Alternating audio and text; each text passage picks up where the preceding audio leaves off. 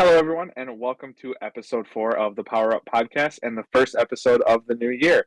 In today's episode, we have a huge topic, one that we are going to split into two parts. Initially, we planned for one big episode, but after we finished our first recording session, we realized just how long it would be if we did it in one episode.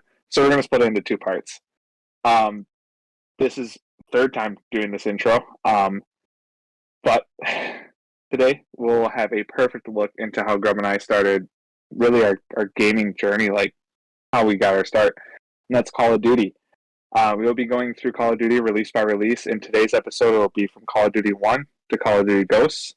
And then in next week's episode, it will be Advanced Warfare up to the current Modern Warfare 3. We'll be giving our thoughts and opinions, memories, things, just facts about the games. And then at the end of next week's episode, we will be giving some superlatives at the end of the main topic. Also in this episode, we are starting our official scoring for the game, as Grubb is going to be giving me some clues. I am terrified for it. I'm very worried. But before we get into all of that, Grubb, you have some explaining to do before you tell us how your week was. Yeah, so basically this is the second time round of us trying to record the intro. Luckily, I caught it kind of early, 5 minutes in. I looked at OBS and saw that Ace's dialogue voice was not getting picked up because I had desktop audio at 0. So yeah, this is a redo. But at least, and I'm gonna say at least it wasn't an hour in. It was 5 minutes. Right. We can live for 5 minutes. Right. I'm just trying to make it not sound as bad as it was. It's okay. It's okay. We all It make happens. mistakes. We all make mistakes. Right. But no, this week has been a non-gaming week for me, unfortunately. Christmas, obviously. We uploaded our episode last week, literally on Christmas Day, and it's our most viewed one on YouTube. So everyone listening, thank you so much for that. And I haven't checked Spotify, but I'm pretty sure it also done well on Spotify. So thank you, everyone who is listening. You're all making this possible. So thank you. But yeah, apart from no gaming, the week was good. Christmas. Can't go wrong with Christmas. A lot of food, presents. Nothing gaming related this year apart from a stand, which is here. You can't see it. Has GrubbPlays on it. It's like a controller. I can put my controller on it and headphones. Really good. And it lights up. Maybe I should show it. Yeah, show it off. What are you? Yeah. This is for those who can actually watch. So you can see it there. I turn it on. It's blue. And then I can make it red. I can make it green. I can make it purple. So yeah, I can put my headphones on top there. It's really cool. I like it. Wow. That's amazing. I should probably turn it off though, because waste battery. But yeah, just Christmas. I love it. Best time of year. Get around family and stuff like that. So I'll take a week off gaming and then be ready to beat my platinum total for 2024. You madman. How are you? Doing good. The week was pretty good. I mean, it was more relaxed after Christmas. I mean, the ramp up to it was obviously crazy, as we talked about last week, but I was able to finally settle down and get some good gaming in this week, and I was able to finish Season 3. Yeah, I'm rubbing it in. All right, I was able to finish Season 3 of Mortal Kombat 1, the new Invasions.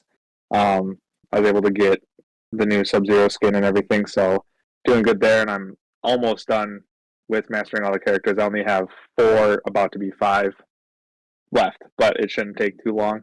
Mm-hmm. So I'm excited to be caught up with all the mastering that I want to do, because I imagine they'll drop more mastery at some point throughout the cycle of the game. So I'll be on top of it. I assume so. I assume so. They've seemed to drop a lot of stuff. But once you're done with all the characters and stuff, is there anything left to play for? Not for me, no. I don't like playing online when it comes to fighting games. So, but that's kind of how I prefer it. I'll be able to step away from the game, then come back when the new stuff drops. I won't burn myself out. Mm-hmm. So, I don't know. I'm excited to be caught up, and then I can take a break from it, play some God of War, play some other games. I'm adding it. And then, I'll be able to come back to it when season 4 drops. Mm-hmm. How often do they drop seasons then? Is it like 3 months? Um, it depends. It like fluctuates. Between season 1 and season 2, I want to say it was like 75 days. It was like 60, 75 days. Mm-hmm. Then from season 2 to 3 it was 30 days. But this season is 60 days long. So it just kind of depends. It probably depends on like the seasons as well, because obviously more people are going to be playing now, so you might as well do a longer season while people are playing, and do a shorter ones when people aren't, because then with content, maybe try and get people back for a short period of time. But no, that's good. So the news this week isn't as big as other weeks, but I think we can both say that the main topic this week, it's gonna force us to do the longest podcast on the channel so far. Like we're both, I wouldn't say COD experts, but we've been brought up around COD, and yeah, we've got a lot to talk about. But no, let's go straight into the news. Ace, do you want to kick us off with some of them? Yeah, so Asus has teased the first like dual mode monitor. It's one that will allow you to switch from a like 4K resolution with a lower refresh rate setting to one that has a lower resolution but faster refresh rate. So kind of like how games have like the performance mode versus the normal mode when it comes to graphics and everything. It'll just be a monitor that can do it in and of itself. LG also plans to be coming out with one, but Asus is probably going to beat them to the market with it, and it's projecting to be pretty expensive. So No, I can imagine it being pretty high price, because having a monitor that can do the performance thing as well, because let's be real, with the games, you could do performance or fidelity. yeah. So if you could do performance in the game, but then like fidelity on your monitor and get the best of both worlds, like, or if you just want performance for both, like that'd be insane on some of the like really heavy hitter games. But yeah, I mean, better monitors, I'm all for it. Right. All for it. Yeah. Right. I'm still rocking with my Samsung. Like we were talking about it, I think last night. It's got to be over 7 years old. It's an old monitor. I mean, it still gets the job done for me though, so I haven't replaced it. Exactly. Like I mean, mine's now coming up for 3 years. Since I got my PC. So when I got my PC, I pretty much got my monitor. And it's a good old trusty. Yes. Still good. Still going good. Yeah. But and then the next piece of news too is kind of made me put in here because my home state, Microsoft has purchased a pumpkin farm out here in Wisconsin for like $76 million, and they're going to use it for servers and data campuses. Do you know what a data campus is? Yes. Because what is it like? What does it do? I mean, it literally just an area to just hold the data. It's just Oh, it'll okay. be able to analyze it. It's that. Okay. I Yeah. didn't know if it was deeper than that or. No. Okay, but yeah, Microsoft apparently sees Wisconsin as like a perfect hub for that kind of stuff. I think it's just because we have jack shit up here. So, but yeah, but also the cool thing too is they're not just like coming in and like purchasing farming and just wiping it out. They're also like pumping money back into the surrounding areas. Mm-hmm. So it's kind of a win-win. So, but fair enough. Microsoft being big in the area, local area, you know. I mean, a pumpkin farm is a bit random. right. I mean, I guess it's seasonal. You only really have pumpkins around Halloween, October, so I guess you know you're changing it for a cloud gaming service. I mean, let's be real, you're in Central America pretty much. Much. You've got like the New York, you've got Pennsylvania, you've got Chicago, you've got a lot of main cities close by, which can just it's a really good area for it, because you can't really build in like New York because let's be real, it's expensive. Wisconsin's probably a cheaper option for the amount of land, so fair enough. Yeah, it makes sense. Yeah, it does make sense. I mean, probably have somewhere in like the UK or Netherlands or like the Europe, because obviously Europe is pretty similar size to America because America's massive. You sort of need to Hmm. slow down. Because yeah, you've got the West Coast probably has 5 million data campuses. You've got no East Coast getting it, so Yeah, yeah, it's huge. Europe's falling behind. Okay, the next one, I also read this on Reddit. So Dead by Daylight could be receiving new game modes after a survey was posted on their official media pages. They asked questions towards the end of the survey that asked how the surveyee felt about the innovative modes, including a swap perspective mode where the killer would be in third person and the survivor would be in first. A 2v8 mode where hooks would be removed. That'd be tactical. Very Hmm. tactical. They also teased a tag mode and an Among Us like mode, a hide and seek mode, an infector mode, a 5v5 mode, which I don't know how that would work.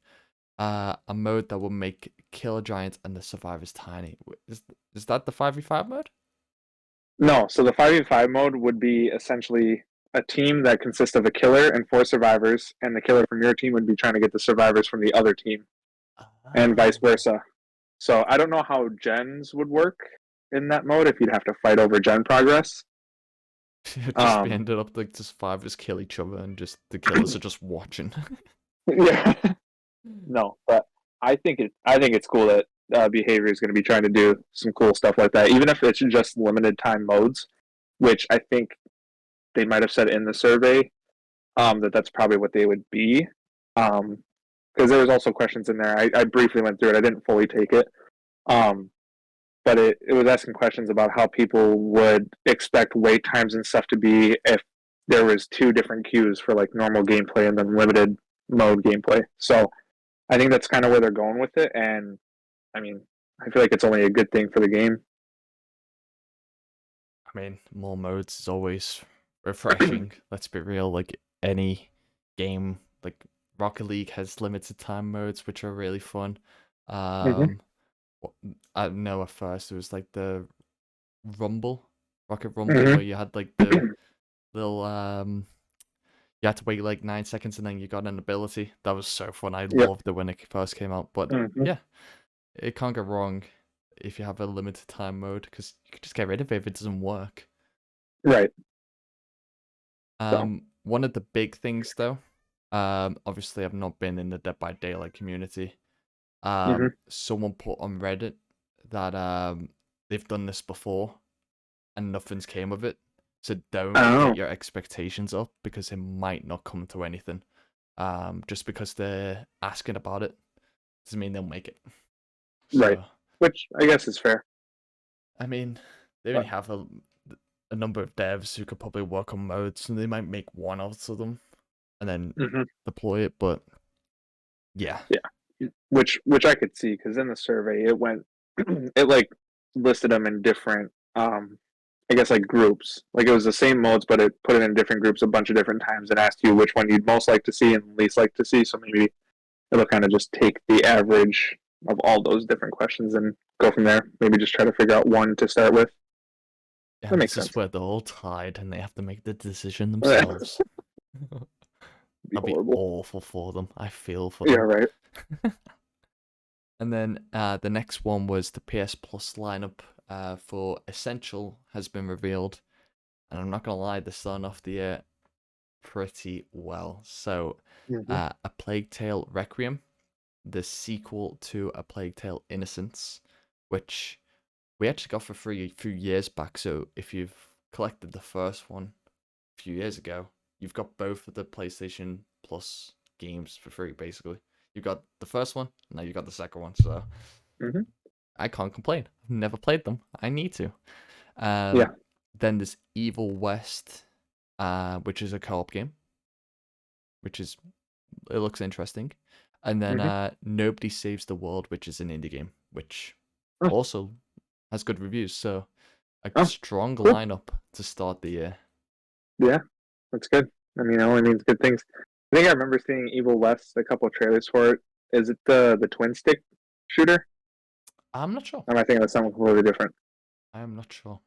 I mean, Okay. someone will let us know in the comments again. Right. Yeah. Let us know in the comments if we're being accurate with Evil West, because I haven't Yeah. really seen much gameplay. I'm pretty sure it's co-op. Pretty sure I said Yeah. co-op, so Yeah. that'll be a good game. I mean, we need more co-op games. I've said it before. Mm-hmm. We've both said it actually. Co-op Mm-hmm. games, they need to be more abundant, but yeah, we'll see. We'll see. Hopefully, Right. 2024 has a few in store for us. Mm-hmm. Um, okay. For the next section, we're actually gonna remove it. Because for this week, there was just it was Christmas, and there was no releases really. I mean, there was small ones. There was a game called Railbreak that came out, which I had to look at. It was like an arcadey shooter, and there was axe and stuff. But like, yeah, I'm not gonna advertise that. It just didn't look that great. Yeah. Um, so we're gonna take a step away, and I think we're gonna change from release of the week to release of the month. So like the very last podcast episode of the month will have a release of the month. And that way we're not just trying to force something out, like say, oh yeah, this game that we've never actually heard of before. Um, Right. and then we may have actually played the game that came out. So, if we're not going to be able to play games weekly, like just came out, we haven't got that sort of money. So, yeah, we'll do release of the month, and it'll be the last or the very first if it's on like the first of the month. Then we'll Right. do that one because yeah. No, that's a Okay. good change. Good Yeah. change. I mean, like you touched on it, we don't want to be forcing ourselves to just like say what our release of the week is, and neither of us have like played the game that we're talking about. Hmm. So it'll also give it some competition too. If a couple big hitters come out in the same month, we can have a debate about it. So I think Hmm. it's a good decision. Yeah, I think February has already got a winner for me. Not gonna say the name. Um, moving on. Um, Call of Duty. I mean, this is actually the quickest we've ever got to the main topic. This has took 20 Mm-hmm. minutes. Uh, Yeah. compared to like the 40 minutes of like the news recently. Um, Again, I think it's just because it's Christmas. Not much is in the news. I mean, the China Right. thing, they've kind of reduced it. So like it's kind of rebounding. It's a little bit more lenient, but there wasn't really much to talk about this week. I was struggling Yeah. to even find anything on Reddit, on Twitter, on news websites. So yeah, it was a good job we picked Call of Duty because otherwise this might have been the shortest. But instead, just this topic. Where does your journey begin with Call of Duty? I'll start with this one and then we'll go in like the year order, just to have some context Okay. of like Yeah. where we started. Yeah. Fully get that. So my first Call of Duty was Black Ops One. I remember getting it when my father got us a PS3 for Christmas. Hmm. And that was the first game we played. That was like the only one we ever really had too. For quite some time. It was pretty much just Call of Duties is all we ever had and got. Um, but from there, I kind of went back and played some older ones, and then I mean, it was my main game. Like I didn't really branch off from Call of Duty until Rocket League came out. Like that was the first game I can vividly remember putting like chunks of time into that wasn't a Call of Duty title. But what about you? Where'd you start? So I actually sounds like I started after you. Um, so for my yeah, I know it's an 18 plus game. Leave it out. For my 11th birthday, I believe. I got Black Ops 1, so it was like the last 3 months of its cycle. Okay. Um, so like that's when I started playing online, multiplayer for Call of Duty, and I joined on with my cousin because my cousin played it, and he was like, "You can join our clan type thing," and then it started from there. And again, I have also done what you've done. I've went back to play some older games. Um, campaigns for some, online for some others. Hmm. I guess we'll talk about them now. And again, to go Yeah. back to what Ace said at the start about ranking, if we haven't played the games, we're not gonna rank them in our list. It's unfair. Right. Unless it's Vanguard, then it's shit. Uh, if you like Yeah. Vanguard, I'm sorry. You It get is better what it taste. I is. don't know what to tell you. Damn, damn. I thought it was me throwing shots last week. Now it's you. Yeah. Damn. Yeah. No. I got some opinions on Call of Duty, so they're not popular, but I have them. So Oh, I know one I'm I'm gonna excited. disagree with you on. So Mm-hmm. Mm-hmm. let's make a start. Call of Duty 1, All right. 2003, where it all began. Mm-hmm. Wow, 2003. It feels like it's been around for longer. Right. Well, yeah. I don't know. It's just kind of crazy. Time is weird. I mean, Call of Duty quite literally has been around since I was born. I mean, the year after I was born, but it's I don't know. It's crazy just to look back that it's that old and how consistently they've released too. That's another huge thing. Hmm. Um, I mean, what between Call of Duty and Call of Duty 2 was the only time they waited a year. Like that was a 2 year gap. Kind Kind of, and we'll talk about kind that. of. Yeah. But no, it's crazy. It is. And so Call of Duty started with an Infinity Ward game. The fact that they're still going is kind of Mm-hmm. cool. But the game developers from Infinity Ward came from the makers of Medal of Honor. Mm-hmm. Uh, so like a bunch of them went away and was formed their own development team, which was Infinity Ward. The fact that it's still going, again, crazy. Yeah. And then one thing I do want to mention about the first Call of Duty because I think it's cold and it's amazing. The project when they first started developing it was literally titled the Medal of Honor Killer, and I love it. I think it's so funny that former devs came over and that was their motive. That was their project name. Kill. Oh, Kill. yeah. Brilliant. I mean, it kind of worked. Did it not? Oh, it did. Medal of Honor is not a game anymore. No, it doesn't exist. I don't remember the last like Medal of Honor that was made. I remember playing it very briefly, Hmm. but it didn't touch Call of Duty back then. So I mean, it doesn't surprise me. It doesn't exist anymore. So Yeah, it's 20 right. years of making Call of Duties. So, Mm-hmm. but yeah, this COD, it did have multiplayer. Um, but it was mainly they had it, but it was mainly tailored for modders to add the content than Right. the actual developers because they wanted to focus on the story, which was 3 stories on World War II. I mean, all the games at the start were World War II. Right. So, So um, and another big thing about this one, PC only. yeah, which is crazy because I remember like finally watching gameplay on YouTube of it, and I watched TV and our frags if you know who that is, and he Preston. played on PC, and I thought it was the most like weird thing to play like the game that I've always played on a console PS3 to like play it on PC. I thought it was so weird. But I mean, looking back on it, that's where it started. So I mean, it makes sense. I've always like my argument for COD when it came to um always the sensitivity and the aim assist type thing was Mm-hmm. Call of Duty is a console game. I was proved wrong when I researched Call of Duty 1.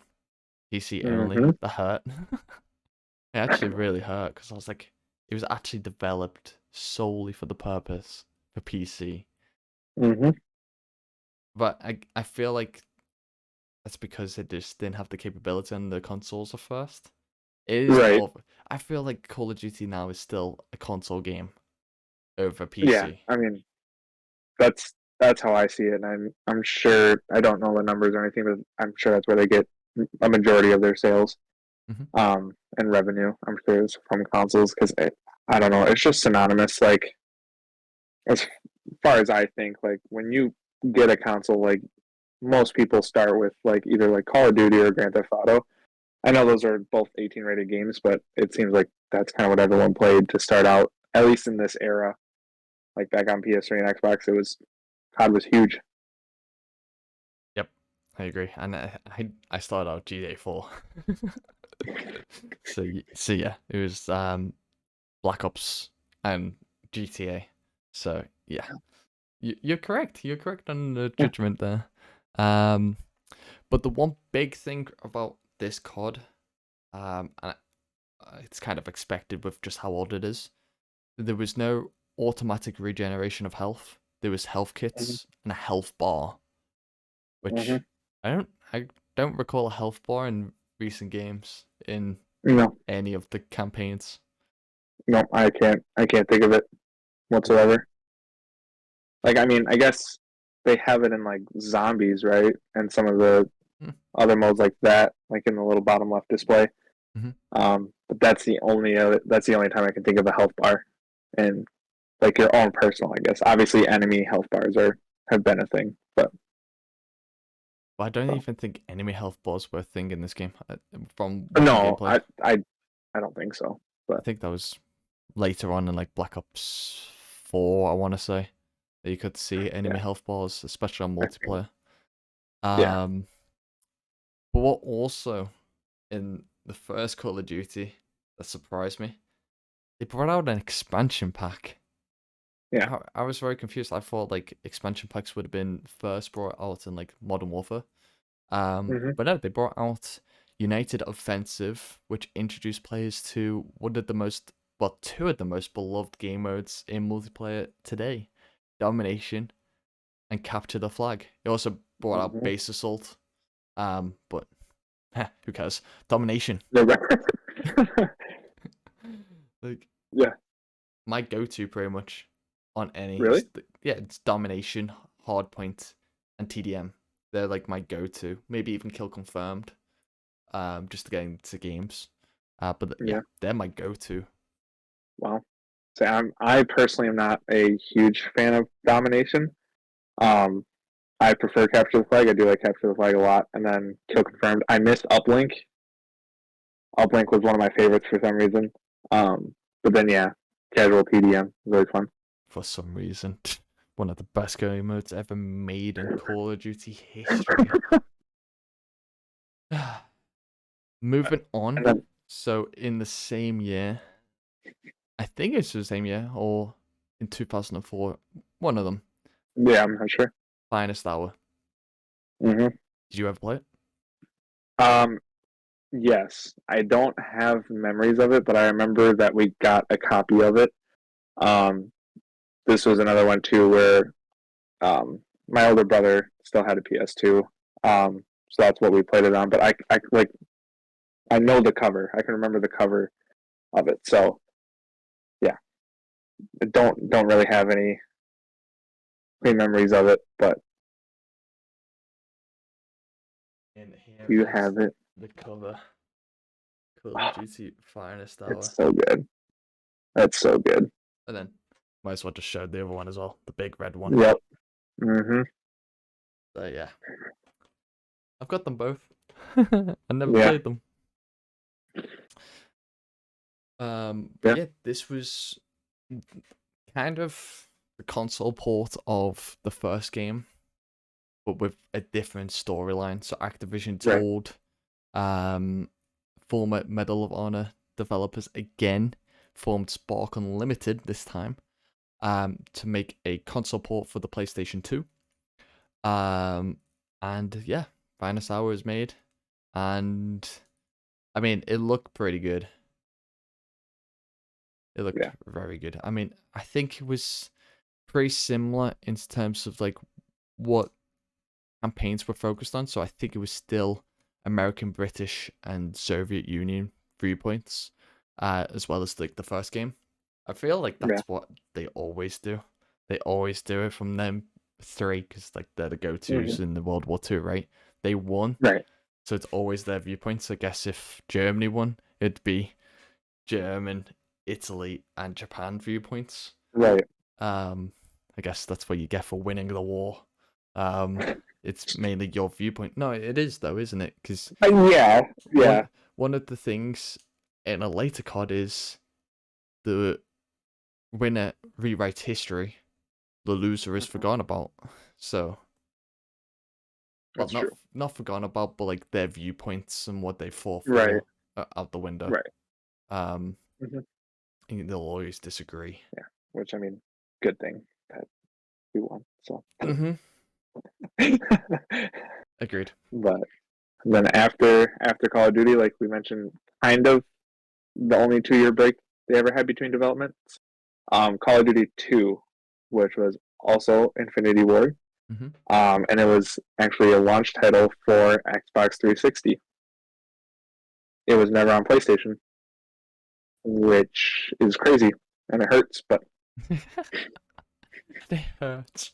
It hurts my soul. I mean, let's be real. Terrible game. Xbox deserved terrible game. Joking. wow.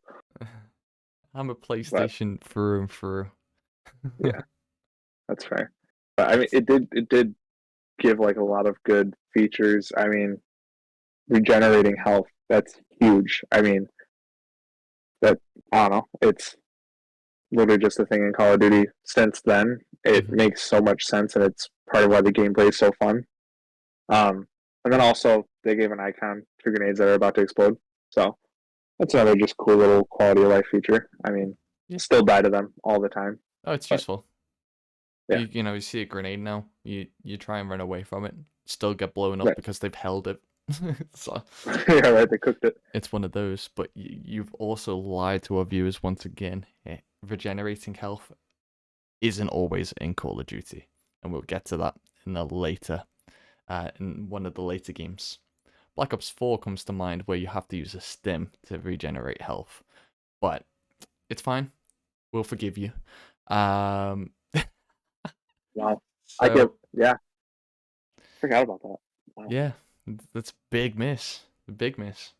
Wow. But no. I mean, I didn't like the game, so doesn't really have a lot of memories. So. Damn, brutal. Just being honest. But no, this one had 3 campaigns as well, where you played 4 characters though. And it introduced the loved modes, hardened and veteran difficulties, which is just like a stable in Call of Duty now. Mm-hmm. You know, you go into a campaign, it's regular, recruit regular, hardened veteran, and there is they've now made it more complicated. Now you've got like realistic and in some games and made it even harder. But veteran's always going to be the hardest for me. Like it's always been like that. You play it on hardened first, beat it on hardened, and then you test yourself on veteran. Always my go-to. Always. Is that how you played them, or did you go straight in? No, I just went straight in regular. Oh. I don't think I ever. I thought you were saying straight in veteran. Oh no. No, I think honestly the first time I played a Call of Duty campaign on veteran was when I went back and played Ghosts on veteran for the trophy. I think that was the very first time, at least that I can remember, where I played it on veteran. So no, I've always been one to just play it on regular. So yeah, not until Ghosts. Not until Ghosts. I mean, that's fair, because veteran at times is so frustrating. So frustrating. Yeah. Well, I mean, when I was little, I was shit at these games, so I wasn't gonna try it. He still is. But going over to multiplayer, this one actually had 13 original maps, which is a big improvement to, I'm pretty sure, the first Call of Duty. And it had 3 remakes from the original. And then it also had map packs again, which added a total of 8 maps over, I'm pretty sure, 3 DLCs. Okay. So yeah, I mean, even from the very start, map packs, DLCs. Yeah. Which, again, I still find that crazy. I thought like COD 4 would have been the first one, and I'll keep mentioning it until we get to COD 4. I thought that would have been the first one with DLC maps, because that was like the first real for me, multiplayer. That was Call of Duty 2. I mean, for these Yeah. ones, we're going to go through them relatively quick. We're not going to really do these games as much as the later ones because Mm-hmm. we haven't played them. They are PS2 as much as they are like a massive part to the Call of Duty history. I can't really talk about them myself, like iconic Mm-hmm. moments. I just don't know any. If you have got any iconic moments from the first like 5 games, so like the first 3 major ones and Finest Hour and Big Red one, please let us know in the comments. We'd love to like watch those moments because again, we are big Call Mm-hmm. of Duty fans. If there's a moment in them that we've missed, then yeah, I'd love to watch. But again, I don't want to just like say something about these games that I haven't played. I am not able to give an opinion on them. Mm-hmm. So yeah, moving on to the next one. Yeah, Big Red 1. It was made by Treyarch. It's a side story to the second game. It's the earliest Call of Duty that I have a vivid memory from. And it's the mission where you're in the forest and you're having to run through it while there's mortar shells going off left, right, and center. Because I remember sitting there next to my brother, my older brother, and he was trying it, couldn't do it, and then he finally had enough and let me get a try. And yeah, it's like the first time I remember like really being like all jacked up about doing something in a Call of Duty. So yeah. What about you? I know. I mean, you tried to play it last night, so. Yeah, so I've got a PlayStation 2 again. Obviously, I've just showed both the games on screen. Mm-hmm. I tried to play them. However, I think my HDMI, SCAR to HDMI is a big quality issue wise. When it was dark, we mean we could not see a thing. Like it was just Mm-hmm. nighttime, and oh my god, someone turned the lights off in the game. So, so he saw me literally go onto YouTube and just search the game to see what it actually was supposed to look like, and I was like, Mm-hmm. yeah, big difference. Yeah. All I could see was the guy's name, which was in green, and Mm-hmm. that's it. So I was just Yeah. following the green name around, not even knowing what my surroundings was. Um, so yeah, I really want to try them. I'm gonna buy a new um converter. So at the moment, I've got a the color ones, the RGB, Mm-hmm. I think they're called, Mm-hmm. into a SCAR converter, and then the SCAR converter into a HDMI converter. So it's like doing 2 conversions. All right. So I'm gonna try and do the colors into HDMI directly instead remove the SCAR, and hopefully that way the quality increases so that I can play them because I do want to play them Right. because it's Call of Duty campaign. Right. As much as it probably doesn't lead on to other campaigns, it's good to play them and say, yeah, I actually completed the campaigns for these. Um, Mm-hmm. Especially Big Red one. It literally focuses on one single Allied formation in World War II, and I think that'll be Mm-hmm. cool. Yeah. Experience that. I would suck in the army. I don't think I'll be able to do it. So like, this is the closest I can get to like Yeah. World War Right. II. Um, Yeah. you'll become attached to the people who you are in your team. So Mm-hmm. yeah, one day I will play them. So in 2006, Treyarch finally came out with the title. They came out with Call of Duty 3, and this one, contrary to the first one, not released on PC, and it was a launch title for the PS3 and the Wii. Mm-hmm. Why? Why not? That's yeah. I guess that's fair. I actually remember seeing it But on the Wii. Like, really, I'm pretty sure I played it on the Wii, but like, oof. not enough for me to remember. Yeah. Um, no, I mean, Wii's perfect. You've got to, you can have the I'll say I do remember the little attachment that it had yes, that we had. COD So on the Wii when it's single player only on the Wii. Perfect. Uh, I guess yeah. close as you But get to VR at that time as well, because you're controlling them and you're aiming. I mean, yeah, that's why Wii was so nuts too. It was so motion based and everything. So Wii Sports, one of the best games of all time. I'll stand by that.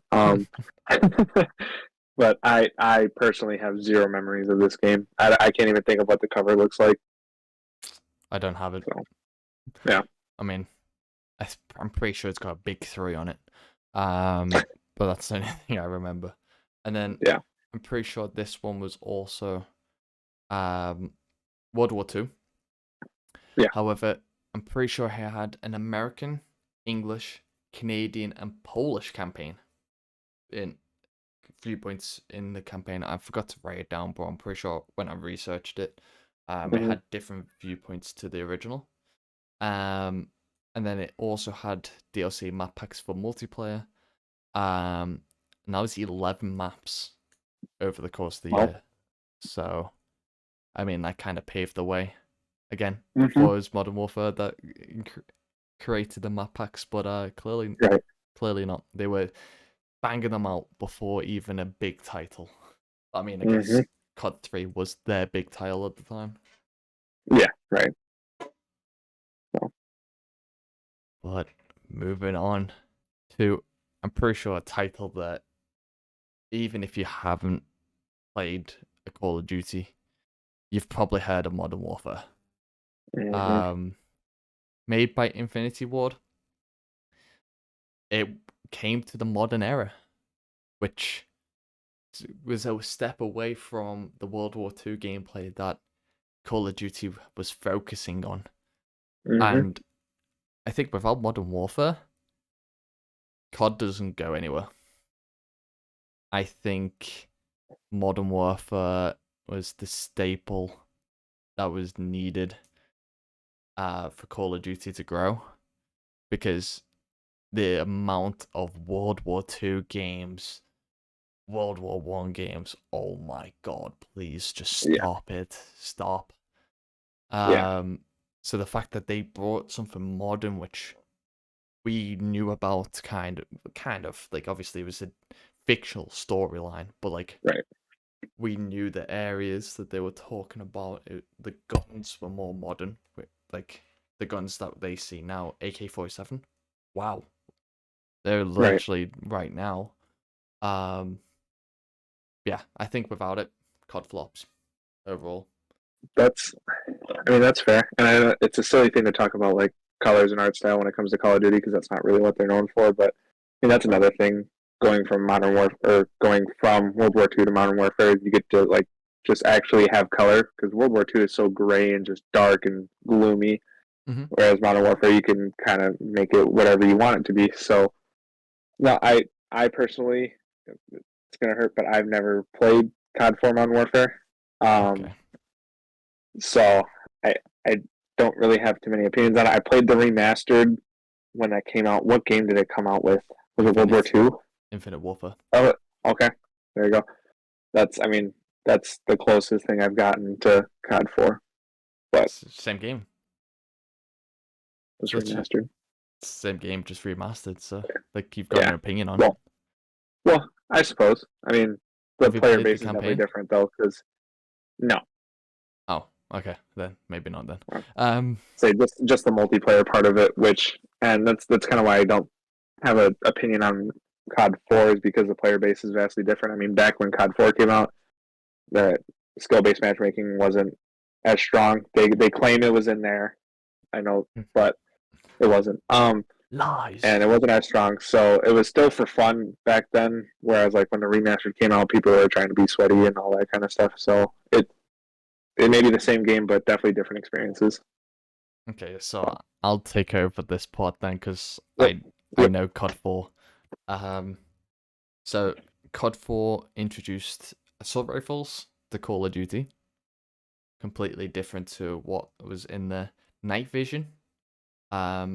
I mean, one of the first missions, wet work, I'm pretty sure it's called, is you're on a ship and you have to like infiltrate it, and then the ship gets blown up, and one of the most memorable lines of the whole campaign is, "Get on your feet, soldier, we are leaving." Oh. It's because Captain Price picks you up by the scruff of the neck, like, fucking get up, dickhead. Yeah, you've just got to leg it. You've got to leg it, and obviously the ship's falling apart, water's flying. You're off balance. You see Captain Price in front of you falling over and stuff, and it's just there like it's a race against time. And if you mess up, Yeah. you go the wrong way, you die. Literally, you've got to go the right way. And Yeah. you got to kind of remember. So no, that's one of my favorite missions on that. You've also got all gillied up, which is it goes from modern to back to the past, but like not as far as World War. Mhm. And you're in Chernobyl, and you're going through tall grass in a ghillie suit, stealthy. It's one of the if you ask anyone, it's one of the best campaign missions ever made because you've got the fear factor that they're gonna find you. If you stand Mhm. up, you're dead because there's tanks going past, there's people. Um, and then the next mission though is one of the hardest missions on veteran difficulty ever. And yep. Essentially, let me set the scene. You need exfil, so basically you've shot the main enemy, and their arm comes off, but they're on to where you are because basically the mission before you're trying to get to a hideout because you know a meeting's about to happen.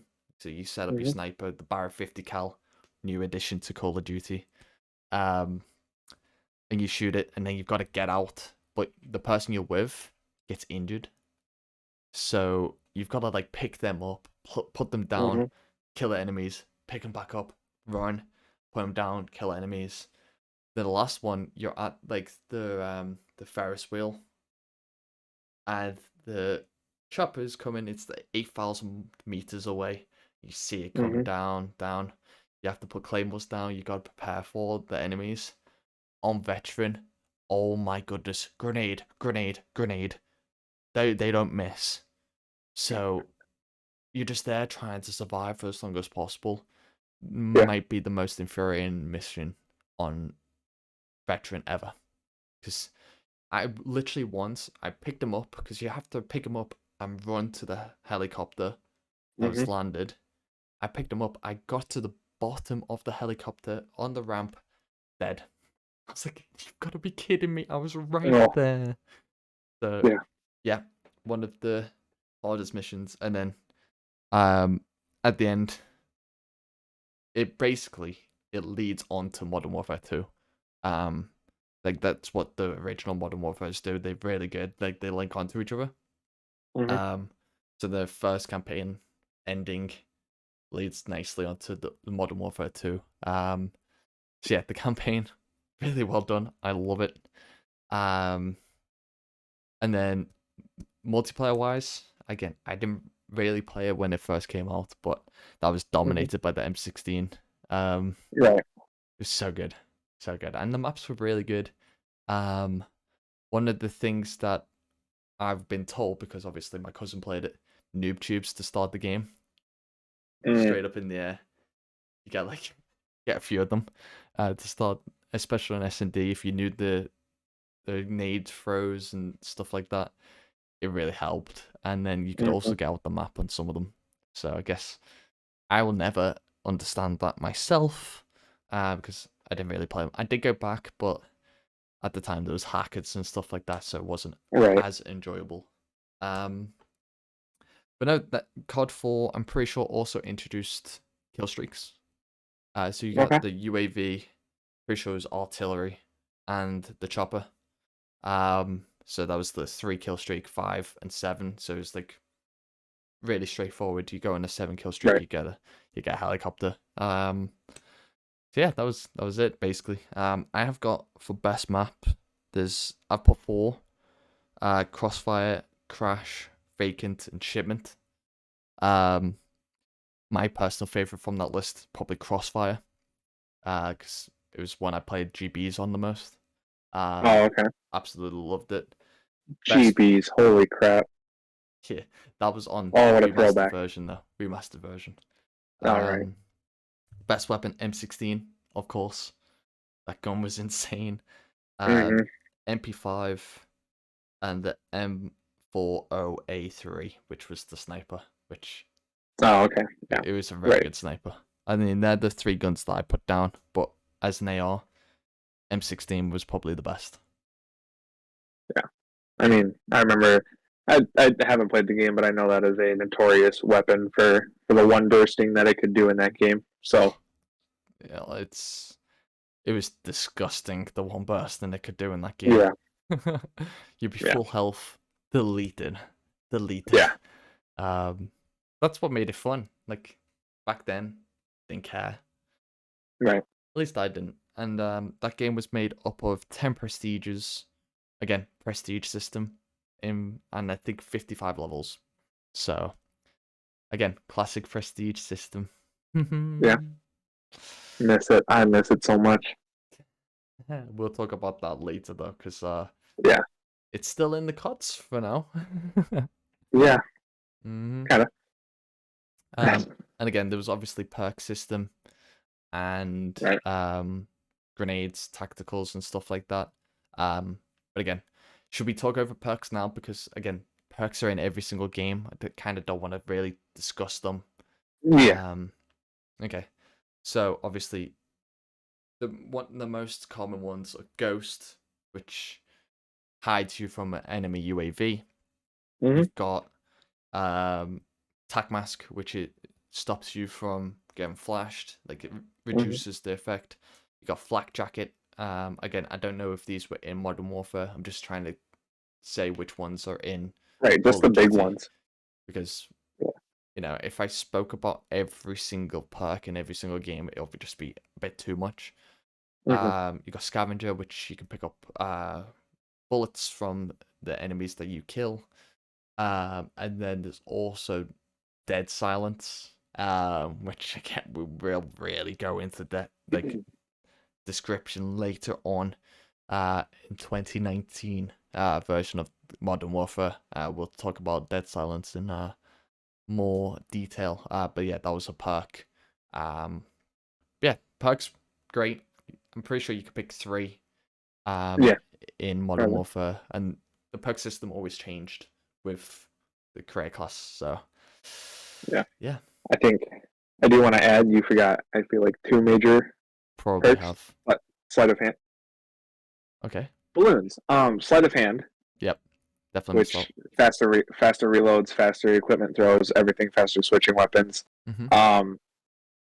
And then the one I can't think of now. Whether you were going to Juggernaut. There you go. In the Was that was in earlier World at games. War? Yeah, in the Yes, earlier that was games. in Yeah. World at War. Was it in Modern Warfare? Yes. Yeah. So I know it's not really around anymore, obviously, because it was quite overpowered from what I have heard. I guess in Modern Warfare specifically. Mm-hmm. I know it was a bitch to deal with in World at War as well. Um, yeah, sleight of hand for sure is a huge one. And another one that was in Modern Warfare, I'm pretty sure, was Last Stand. Hmm. That was maybe one of the most frustrating things to deal with.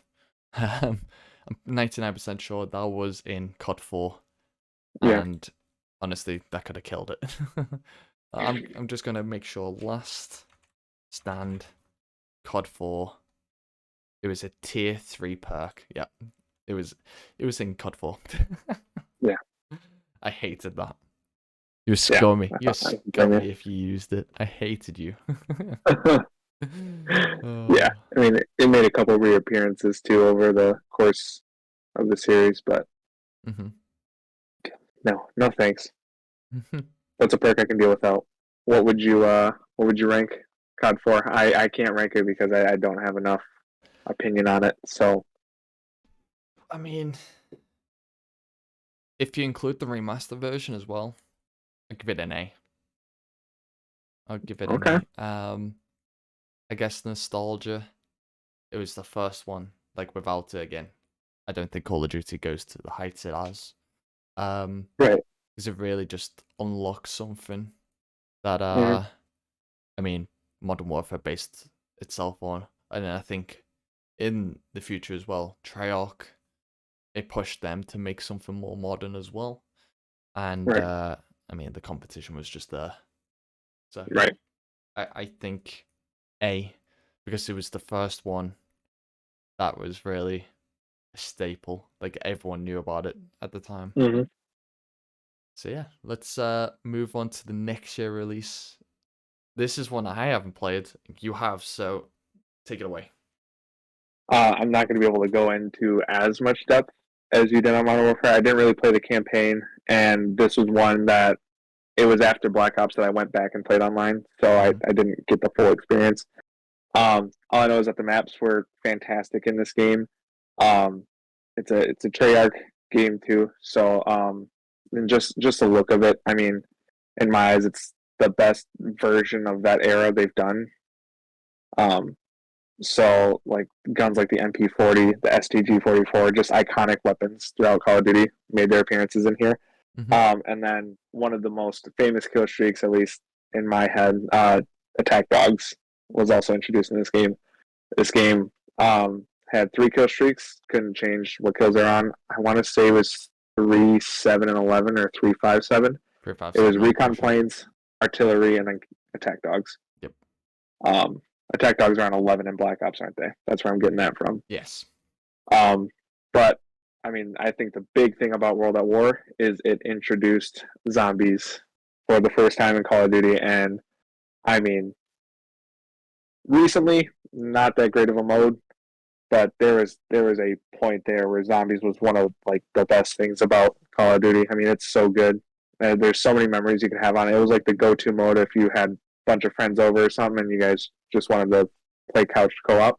Mhm. Um, so good. I mean, memories of camping on Nocturne Toten up in that little corner with the nades. Hmm. And that, I mean, that was the era too, where zombies were like, I mean, I was playing it when I was like younger, but like genuinely scared. Like it's a genuinely scary setting. Yep. So yeah, World at War is just, it's another staple. It's amazing. It's one of my favorites. And like I mentioned, the best guns are probably the MP40 and the STG. Mhm. My favorite map, personally, Hangar was on there. That's a fantastic map. They have a lot of good ones though. Like Dome comes to mind. Dome is, it was like kind of the first. I don't know. I guess I don't know if Modern Warfare had one, but it was like a super condensed map. Shipment. Like, oh ship, you said it, shipment. Sorry, apologies. Dome was this game's shipment. It was fantastic. I mean, it's more than just a bunch of containers, but Right. whatever. Crazy, whatever. Um, yeah, no, World at War is a very good game, and I mean, the introduction of zombies is just a cornerstone. It's one of the 3 main modes of Call of Duty, essentially. Mhm. What I mean, correct me if I'm wrong, but pretty much every game after that had a third mode, You right? are correct. Every single game after World of War has a third mode. So, I mean, just for that alone, it's iconic. Mhm. So, I mean, I don't know if you've ever went back. I guess you said you haven't played it, but the Nocturne Toten, that first loading screen where Mhm. your character's waking up and you see them running towards you, it's just, I don't know, it's so much nostalgia. And this game, I feel bad giving it this because you gave Modern Warfare an A, but it's an S tier game for me. I think it's so much of a staple to it to introduce zombies, Mhm. and I don't know, it can only be S tier for me. I mean, you can rate it as high as you want. Obviously, at the Yeah. end, we're gonna show our lists. My list is gonna be obviously different to Ace's because Hmm. we're gonna disagree on some things.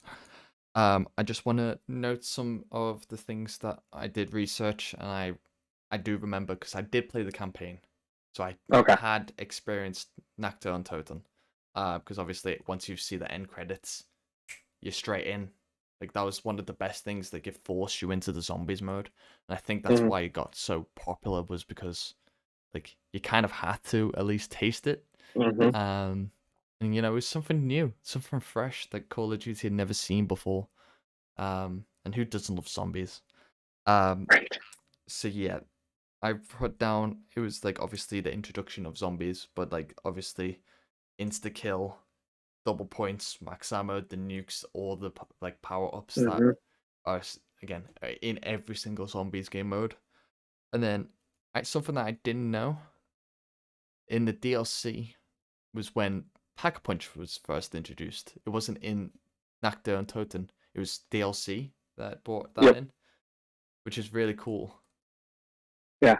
Which I guess I did fail to mention, but the DLC, the zombie maps. I mean, Verrucht. That's to me still such a cool idea that you start off build up until you get the power turned on. And Derice is one of the most iconic zombies maps. And then Shino Numa, we don't really have to talk about. I don't really care for that map. But Derice, Verrucht, and Nocturne and Toten are just so iconic. It's so good. Okay, and then again, I don't know if did you play multiplayer? A little bit. I didn't put too many hours into it. I don't think I even got to the point of prestiging in that game. Mm-hmm. Um, Well, if you got to level 65, you would have been able to prestige. So instead of 55 levels that was in Modern Warfare, they increased it to 65 levels in World of War. And one of the cool things was you could drive vehicles in World of War, which was, again, something fresh that you couldn't mm, do in another Call of Duty. I'm pretty sure there was Battlefield game at the time that was challenging it that you could drive mm, vehicles. But this was the first instance in Call of Duty where you could drive vehicles, tanks, in Call of Duty multiplayer. And they should never be in multiplayer. Just saying. yeah, I'd rather you're them not not. wrong. Unless You're it's not like the wrong. big mode, like 2019 did it well. I'll, I'll give it its praise. Don't praise the game often, but yeah, I like the tanks in that mode, just not in Yep. 6v6. Yeah. So after a successful year with World of War, again going back to the roots, which was World War Two, which again I wasn't really old enough to really complain about that. Mm-hmm. I know I said my first COD was Black Ops. That tiny bit of a lie. It's Modern Warfare 2. But before anyone moans at me, Black Ops was my first online Call of Duty. That's why I always say my go-to when anyone says, "Where did you start Call of Duty?" Always Black Ops. However, my first COD was Modern Warfare 2 for the campaign. So, Yep. um, And this campaign, it's I think it still stands as one of the best just in Call of Duty. I mean, God, so many memorable moments and like what a storyline with spoiler alert, no, General Shepard mhm, turning. I mean, uh, just the scene with Roach and I'm failing to remember the other person's name in that Ghost. scene. Goat. Oh my goodness. We're doing a Call of Duty podcast here. Like a topic on Call of Duty. One of the biggest characters in Call of Duty history. And you forgot their name. How did I remember Roach and not Ghost? I know, that's weird. That's really weird that you remembered Roach. But that scene, regardless, that scene Hmm. is so heart wrenching, but it's so good. It's such a goddamn good campaign. Yep.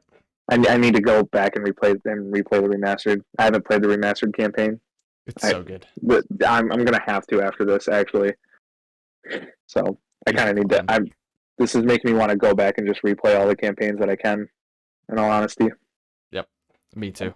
Me too. But for this one, campaign wise, I've put down literally just one word. Iconic. There's nothing else really I need to say about it. Mm-hmm. You got the Burger Town mission with the thermal scopes, which is so cool. But then you've also got, isn't this the one with Sergeant Foley as well? You got the Americans, and then you've also got the I believe so. yeah, you've got their side, and then you've also got your side, which is Roach. Um, so yeah, just like the different ones, like they storm Mm-hmm. Washington, you storm after Shepard. Um, yeah, because you're the first part is you're under Sergeant Foley. I can't remember the character's name, but like hmm you do the training course. Sergeant Yeah, Foley's up top which is iconic. again. Yeah, Iconic. that training course. And then this is, if I'm not wrong, this is the campaign with the ice, hmm um, Cliffhanger. the cliff mission. Yeah, cliffhanger. Is that what it's called? That's an Yeah. introduction to Soap as a Yep. non-playable character. God, yeah, iconic is the perfect word for this game. Because Like, COD 4, you play as Soap. So, oh, hmm did not know that.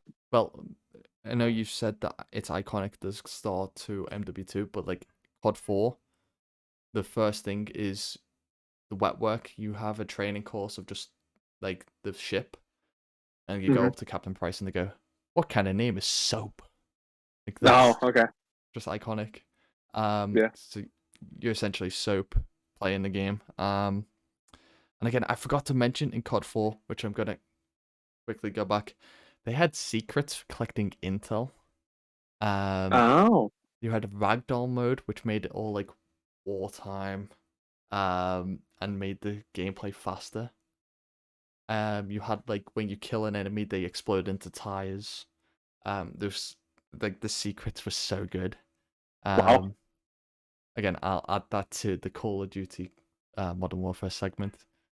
Yeah. There's some cool things like once you complete the game, collected all the intel, go back hmm and have unlimited ammo if you wanted. So That's cool. RPG. uh, Yeah. but no, for MW2, I mean you've got the last mission, which the throw knife scene is just Oh, it's it's so clean. It's it God, just just looks up. that campaign. It's so perfect. It's such a perfect campaign. Like the more and more I think about it, how hmm many banger iconic missions there are in that, all in one campaign. hmm Wow. I It is very good. that's all I can say. Like just looking at it and thinking about the campaign, and we haven't even gotten into multiplayer, which is nuts. I mean, we'll stay in campaign because I see you got noted here. The no Russian mission. Yeah, and Um, again, that was huge at the time. It was mhm. actually banned in Russia for I did obvious not. reasons. Right, I didn't know that, but yeah, it Mhm. makes sense. You could skip it though. You could skip that mission if you wanted to. Um, I mean, it was basically you playing a terrorist attack. Right. Essentially, for those who don't know, you're in an elevator or lift, whatever you want to call it. And Makarov, the enemy, who's Russian at the time, says no Russian. Basically, what they wanted to do is blame the attack on Americans, on a Russian airport. And then you play it out. You've killed everyone. You've killed the guards and stuff. And then at the end, you, as the American who's been under Sergeant Foley and Shepard, you get shot. You're dead. But they only find hmm you, an American. So yeah, that's what kind of starts the war. Again, spoilers, but yeah, that mission, it's a rough one. I mean, Yeah, I've played it. it's it's Um, rough, but in its own right, it is very iconic, and I mean, it plays a lot to the story. It's like the first time I remember a mission making me genuinely hate like the that a character in a game. mhm. Like it's I don't know. It's it's needed. I feel like in that campaign, it's good that you can skip it because it is a very like sensitive thing and it is quite gruesome. But I don't know. It's like I said, in its own right, iconic. It leads up to the story. It's like one of the main points, talking points in the Right. story. So, I mean, you've even got the favela. We forgot about the favela in Brazil. Like that part. Like there's just so many. Yeah. It's This game. just we could talk about And every single mission individually, and it would still be so good. yeah, they're all so amazing. Mhm. And like I said, we can get into multiplayer kind of now, but one of the most iconic sounds and snipers in Call of Duty history, the intervention. I mean, I don't know. I mean, I guess I don't know about Modern Warfare and World at War gameplay, but like trick shotting and stuff was kind of birthed in Modern Warfare 2, was it not? Basically, as well as the fact that you have high rise as a map, kind of just ignited it. Let's be real. Yeah. And even Rust, you've got 2 maps where you Rust, could be at a really high level and jump off trick right? shot. So yeah, I'm pretty sure it's the start of like the trick shotting community. Phase, Optic, yeah. Yeah. And I mean, just in multiplayer too, so many iconic maps. I mean, High Rise, Rust. I have it noted down here. My favorite map from that game, Terminal, Mhm. like Favela. Favela. There's just so many. And if you know you want to play those maps, just buy the new game because they remastered every single one because they're lazy. Nah, I'm joking. Let's not go there. But yeah, you can literally play the new maps. Like We will go there. yeah, they're all remade now. We So will. if you Yeah, like it, right. buy the new COD, I guess. But yeah, obviously going into multiplayer. Again, the amount of levels in multiplayer changed to 70 for a prestige. Again, it was still 10 prestiges. I'm 99% sure. Mm-hmm. But that wasn't the only change. Host migration was introduced Oh my god! in MW2. Wow, That's a throwback, isn't it? that is seeing that screen just sitting there so awkwardly. Just there waiting. Yeah, right. Because apparently in Modern War and COD 4, if the host left, the game just ended. Which is an absolute shame. Because what if they're the Yeah, worst player in the lobby and you're just farming them and they just leave? You're just there like, right. thanks, man. Yeah, Appreciate it. But yeah, host migration was invented for this game. Again, sometimes it didn't work, but right. at least there was an option for it. Mm-hmm. I've also written down that death streaks were introduced. That goddamn martyrdom, or whatever it's, however you Oh pronounce it. yeah, yeah. Marty Dom. Martyrdom. Yeah, yeah. So. I forgot about that streaks. Painkiller is another one. Mm-hmm. This game too. Uh, is it the one man army? Like that thing you could do that would change your class mid game. Yeah. That that was another crazy thing in this Could you game. like copy I someone's just class? oh yeah, I'm pretty sure that was a thing. I haven't really yeah. searched death streaks, but I'm pretty sure there was an option to copy someone's class if they're just Oh yeah. destroying you. It was literally copycat. Like I'm pretty sure that's exactly what it was called. Yep, you're correct. Yeah, because I can picture the symbol too, because it's literally just a ski mask, like a robber. Mm-hmm. Yeah. Oh, that Yep. would be awful if you copied their class and they still shot on you. That'd be awful. Like, you know me, Turns out it's not the class. That's the difference. it's not the class. Um, It's definitely your gameplay. yeah, for sure. um, Another But, introduction above perks, pro perks hmm like Marathon Plus. Oh my God, we forgot Marathon. Yeah, and I can't think of the name for it, but where you could lunge super far Ooh, with your melee. I'm not sure. Sorry. Um, is it Commando? Could be Commander. I can't remember. Someone will let us know in the comments what that Mm-hmm. perk is called. But that's another iconic one from that game because, oh my God, did you lunge when you had that thing on pro? You suction to people that are meters away from you. So, Can't wait to get to Ghosts. You just reminded me about the melee and Ghosts. Oh my God. yeah. But yeah, Modern Warfare 2. Again, you've already mentioned weapon intervention. I wrote down dual wield model 1887s. Holy crap. Yeah, those things. And the Wow. ACR. ACR is iconic. Mm-hmm. We'll get to that. That's in Modern Warfare 3, especially. That gun is. Yeah, but they're the guns I had for this one. And then you've also got selectable kill streaks that were here, so you could change your kill streaks. And you also had the nuke, a 25 kill streak. One of my earliest memories of Call of Duty Modern Warfare 2 was seeing someone get a nuke in S&D. I tried to find Wow. the video, couldn't find it. Couldn't find it. So essentially what they did was, I think they won the first 3 rounds, they killed all 6 enemies. And then, or however many enemies. Then the Mm-hmm. next one, they got the kills, but they lost the round on purpose. And then I think they got in the next round where they just killed someone and called it in. Um, yeah, that was one of my first experiences of seeing someone get a nuke. With the kill streaks though, if they got a kill, it counted on. Mm-hmm. Which was, I mean, doesn't happen in many CODs. Where if your kill streak gets a kill, it adds on.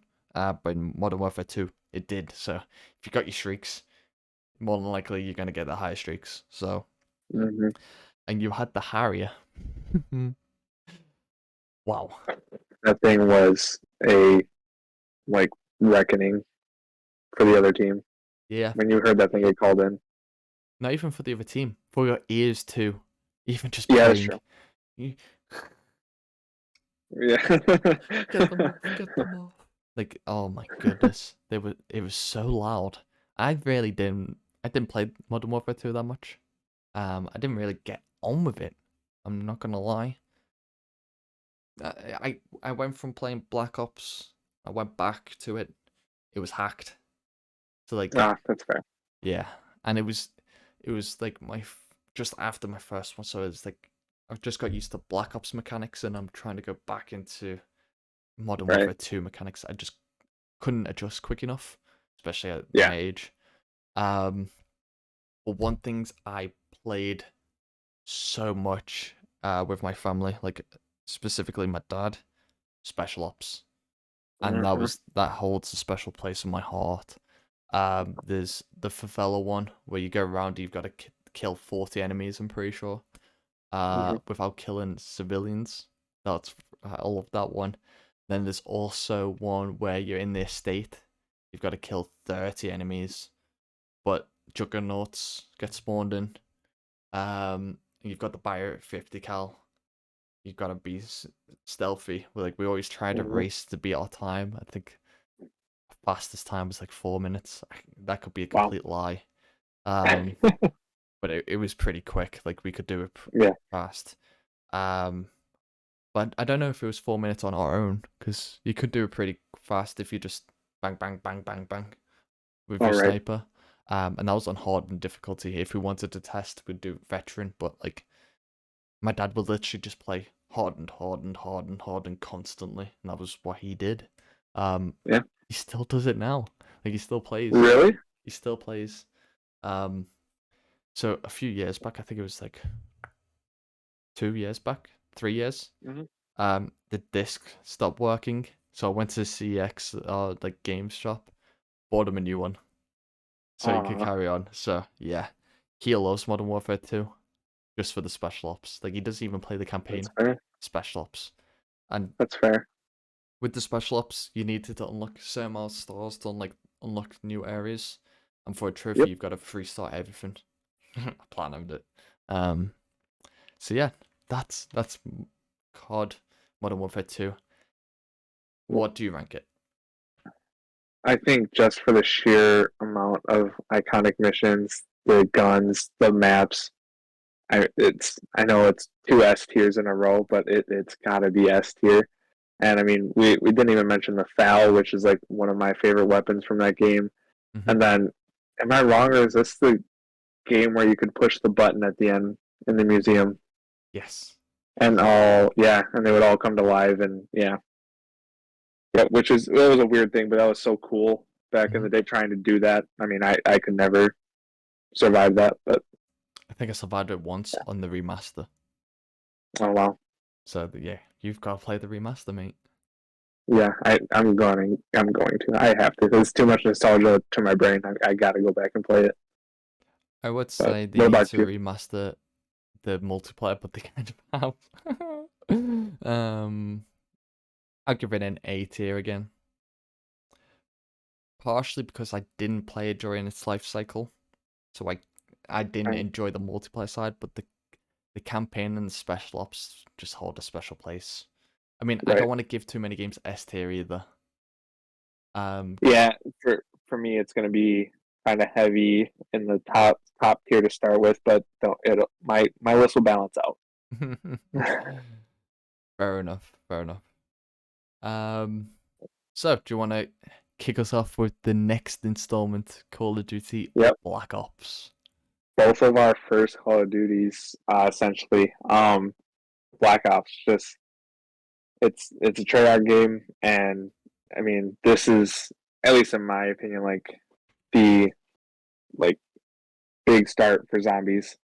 I mean, Kino der Toten is one of the most iconic maps. Like I know it was in World at War, but this game like perfected zombies and made it so much good. I mean, I don't know if perks were in the World at War DLC maps, Well, like but Speak Hall and perks, Juggernaut.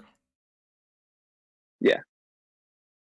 Like I said, So I didn't really play World of War, but yeah, I don't know, but I know this game has it. Kino der Toten 5 is such a cool idea for a map, and like the characters that you play on 5. mm-hmm. Um, I mean, I think we all know the intro. It sounds like someone's breaking in. Just Storm Dick, sit down. Um, that Black Ops is just so good. So many iconic maps. Nuketown. I mean, you kidding me? Firing Range, Summit. Like, it's another just amazing Call of Duty. Like this is the prime of it. We're in Mm-hmm. it like Modern Warfare 2, Black Ops this era. This is prime Call of Duty, but I don't know. What are your thoughts on it? So I just want to say the numbers, Mason. What they mean? What do they mean? Um, Oh, Reznov. That just popped in my head. Which the voice actor for him actually just recently passed away. oh I don't know if you saw that. no, I I've not. want to say it was a battle with cancer. I could be wrong. It's horrible, man. I hate that. Um, yeah, what an iconic character, and I mean that mission too, where you're breaking out of the prison. Mm-hmm. It's another just iconic campaign. You know he's in World of War, right? No, Reznov is your partner in the World of War campaign. oh, see, did not know that. I didn't play the World at War. World of War's linked to Black Ops because of Reznov, That's crazy. as well as Captain Price is actually in the early Call of Duties. Do you know how you said he was introduced into COD 4? You lied to me. John Price was in early Call of Duties. He was No, just that was soap. he was oh shit, yeah. Oh yeah. Yeah. Never mind then. Yeah. Price was in early CODs, which is weird. Wow. It was just remade for Modern Warfare because he's just the Mm, perfect character. Like, let's be real. right. Like, you gotta have Price. You gotta have Soap as well. Yeah. Yeah, back to Black Ops. Um, some of the things that I wrote down. I mean, obviously you've already mentioned Kino the Tone. Again, that unlocks straight away, but to unlock 5, you had to beat the campaign, or is it way to unlock it earlier? If you spammed Mm-hmm. R2 or L2, you got out the chair as Mason. You go to Mm-hmm. the computer, you typed in like 3 arc or something like that. Yep. You unlocked 5. You also unlocked Dead Ops Arcade, Mm-hmm. which is Dead like Ops. a top-down zombies arcade experience. That was Mm-hmm. fun. I enjoyed that. Didn't do it often, but it was the first one for Dead Ops Arcade. Yeah. Which I mean, is huge as twin stick shooter, and it's iconic in its own right. I mean, I don't personally enjoy it. I've never beaten it either. That's a tall task to beat Dead Ops Arcade, Never. even the second one. And I mean, it's just yeah, like you said, the breaking out of the chair when I figured out I could do that in that game. Mm-hmm. I mean, it's just it's so cool. It's so much like I don't know. At that time, it was just cool little Easter eggs. And I mean, kind of on the Kino thing with the zombies. This game also had some of the most iconic zombies maps in history. Ascension, Mm-hmm. which is huge, which introduced PhD Flopper. We also had little monkeys that would come steal your perks and stuff. Um, and then Call of the Dead, which is like one of my favorite maps of all time. George. George Romero. It had a Danny Trejo. The actor, what is his name? The one who plays Meryl in, I think it's Meryl, something in The Walking Dead. I can't remember his name. Don't remember, sorry. But anyway, it has actors and an actress as like the characters that you can play as in Call of the Dead. It's so iconic, and the wonder weapon from that game. It's also got Shangri-La, which is a map I don't really like talking about. I don't like that map too much. And then Moon, another super iconic zombies map. And then it brought back the ones from World War II, Verrückt, Chino Numa, Derice. It's just this game, man. I'm gonna keep saying it with these early ones, but Radiation, and all the DLC maps too for this game were fantastic too. You got maps like Kowloon, Hotel, which I've listed on as my favorite map. I loved Hotel. You got Zoo, Drive-In, Hangar 18. I don't know. I don't know where this game like went wrong. Like, there's nothing wrong with this game in my eyes. I mean, I never played DLC because, again, I got it with 2 months, 3 months left of its life cycle. There was no point in me getting the DLC. Like, just playing the normal maps for me was good enough. I just want to quickly go back to the campaign though, real quick. Yeah. One of the most iconic missions for me is when they're on the river, and you've got Sympathy for the Devil playing. Nice to meet you. I'll take it, man. So Copyright. good. I know, that's why I couldn't sing it. I'm just too perfect as a singer. So yes, so that mission where you're just going down the river, blowing everything up, is so good. That's one of the most iconic missions for me, anyway. And then one of the first things that came to mind with Black Ops was the introduction of timed missions. That mission where you have to go from A to B, and you had like 3 minutes to get there. 3 minutes was way too much, but like you see 3 minutes, that's short. Like you gotta go, and then that's when he first escaped. Dragovich, Steiner, all must die. Like, it's so iconic, so iconic. Yeah, just that campaign as well, where the last mission where you go into the water and you come out into the, it's so good. I can't give it enough praise. The campaign was good. It introduced us to one of the most iconic characters too, alongside Price and Silverman, and that's Woods. Woods and Mason. Woods is another. Woods and Mason, so iconic. And correct me if I'm wrong, but is this the campaign where you have? It's one of the earlier missions where you're getting forced to play Russian roulette with Woods. Yes. Is that this game? Yeah, that's an iconic scene. At first, you play with Bowman. R.A.P. Bowman. I hated that scene. You just remember Mason going, Bowman, I'm gonna kill you, son of a bitch. Essentially. And then Russian roulette with Woods. And then you shoot them and then you get out. Oh, it's so good. So good. You also have the Castro mission. Again, there was controversy with that. In Cuba, because obviously Fidel Castro, trying to kill him and you kill someone else. There was a lot of controversy around that part of the game. Just like all the missions just worked well. I really enjoyed them. But let's move on to multiplayer because I feel like I'm gonna be on campaign forever.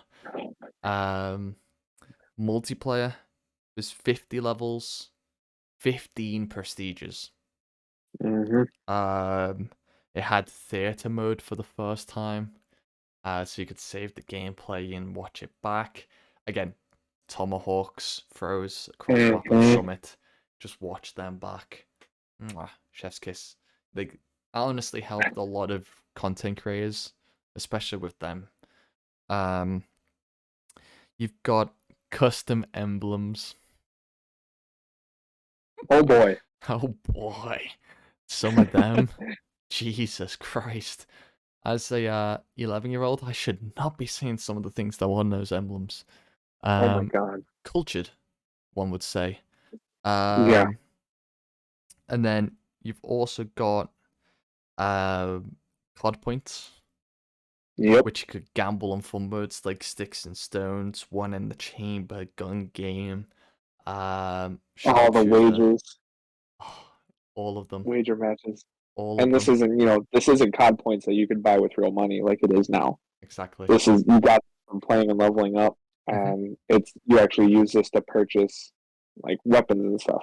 Yeah, and attachments. So you Yeah. could wager them to try and get them faster. So if you're really good at One in Mhm. the Chamber, um, so yeah, that was in it. Kill streaks didn't add to the streak like they did in the previous game. So again, that was a really good addition. Like, got be all gun.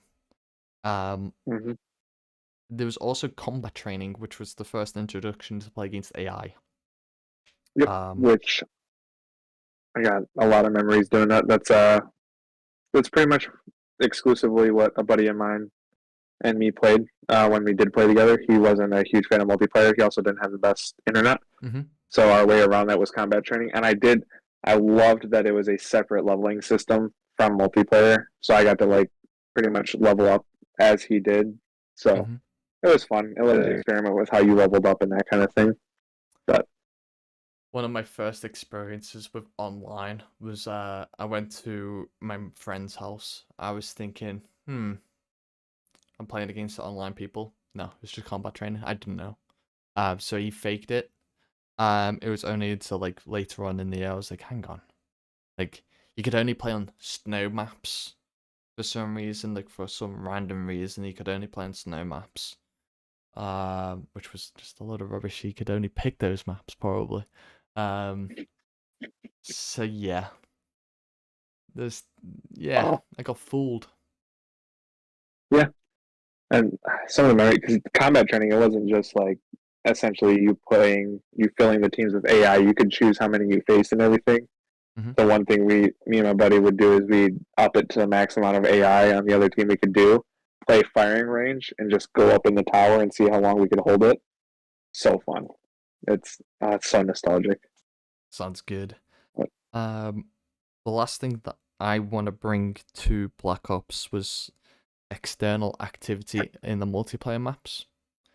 The launch of the rocket in launch is one that comes to oh, mind. If you go underneath it, it can kill you. mm-hmm. And there's also a train in WMD that went past. Again, doesn't really. I mean, launch definitely does because if you're underneath, you died. Right, But like the train in WMD was just something extra that was right. never done before.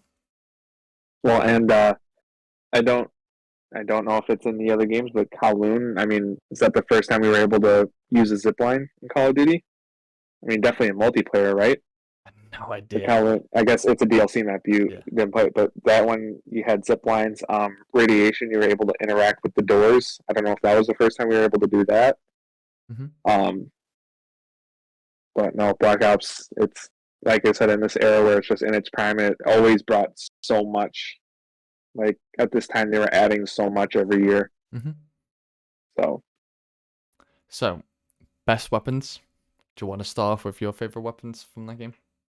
yeah, I mean, Galil is the first one that comes to mind. That gun, like Galil, FAMAS, and AK-74U are just they're so good. Just the sounds of them too, they're iconic Hmm. in their own right. Um, yeah, I mean, especially the FAMAS. I ran around with that thing all the time. I love that gun. I've got one other gun, and again, I think this is mainly because of the campaign, and you could add fire rounds to it. The Spaz 12. Mm-hmm. Ooh, the Spaz 12, that was good. I I loved the Olympia too. Um, the That's Olympia is because such of a cool zombies. shotgun. It's because of zombies. Yeah, Within the I mean, start yeah, of you're Ray not wrong. Makino. Uh huh. I know my M14 or zombies. Olympia. You had M14, to choose. M14 all day because you could Yeah, shoot more, get more yeah, points. See, I'm on yeah, to zombies. I didn't play much. yeah. Didn't play much. So, what is your rating of Black Ops? I have a feeling it's going to be another S for you. It is. It is. Like, it's just, I said it earlier. I don't know what this game, like, if it did anything wrong. It's a perfect, in my eyes, it's a perfect Call of Duty. Mm-hmm. The prestige system, the guns. I loved the point system. Yep. To purchase what you wanted. Zombies, like I said, this perfected what the groundwork that World at War laid out. Mm-hmm. It's another iconic campaign. I, what did it do wrong? How could it get anything other than an S? At least for me. What are you ranking it? S. Yeah. Okay. I have to. I was wondering when the first one was coming. So I got 2 A's and an S. I mean, yeah, mainly because like it was my first experience of multiplayer COD. Like one of the main things that I remember is on WMD, S&D. Do you know when you spawn in, there's a stairs on your left, and to the right of it, there was a bit where you could lie down. I used to lie down there, let people walk up the stairs, shoot them in the back. The next round, they thought they were clever. They would check that corner, but I'll be around the corner on the left-hand side. So as they walk and look to the left, I'll shoot them in the back again. So I was just playing sneaky.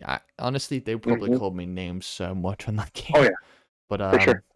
Again, I was new, so I played it slow, and that was just some of the best moments for me. Just I always loved that map. That map was my favorite, WMD. Yeah. And then Grid was also another map that you didn't mention. With the two buildings. Grid. Very good map. Yep. Very good map. It was amazing.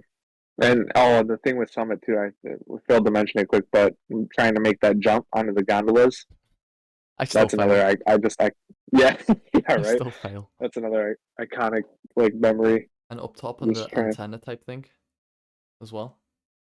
Oh yeah, right. You could also jump up there. Oh, people are annoying. Oh, and on Search and Destroy too, the bomb is right below that tower too. I think it's B bomb is right below it. Mm-hmm. You can get some crazy defenses on that. Honestly, like that, I just love that game. And then I think for me, again, you've already mentioned guns, Galil, FAMAS. I had a good range though. When I prestiged Enfield onto the FAMAS, onto the Galil, and maybe if I wanted to, the Commando. So like I'd use them guns. All I did. Rinse and repeat. The Enfield is so good. Yeah, the Enfield was a really good gun to start with. And how could we forget? What is I can't remember the exact name of the sniper, but is it the L859? L859A or something? Let me find it. Yeah. So that was another iconic sniper from that game because that's where I started to like learn to quick scope and that kind of thing. Apparently, got no internet. All right then. That's a lot. L96A1. L96A1. There you go. I'm close enough. Started with an L. Yeah, it's a fantastic sniper. That game.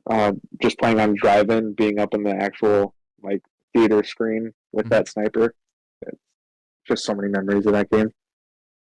Yeah, I mean, I want it back, and they need to remaster Black Ops 1.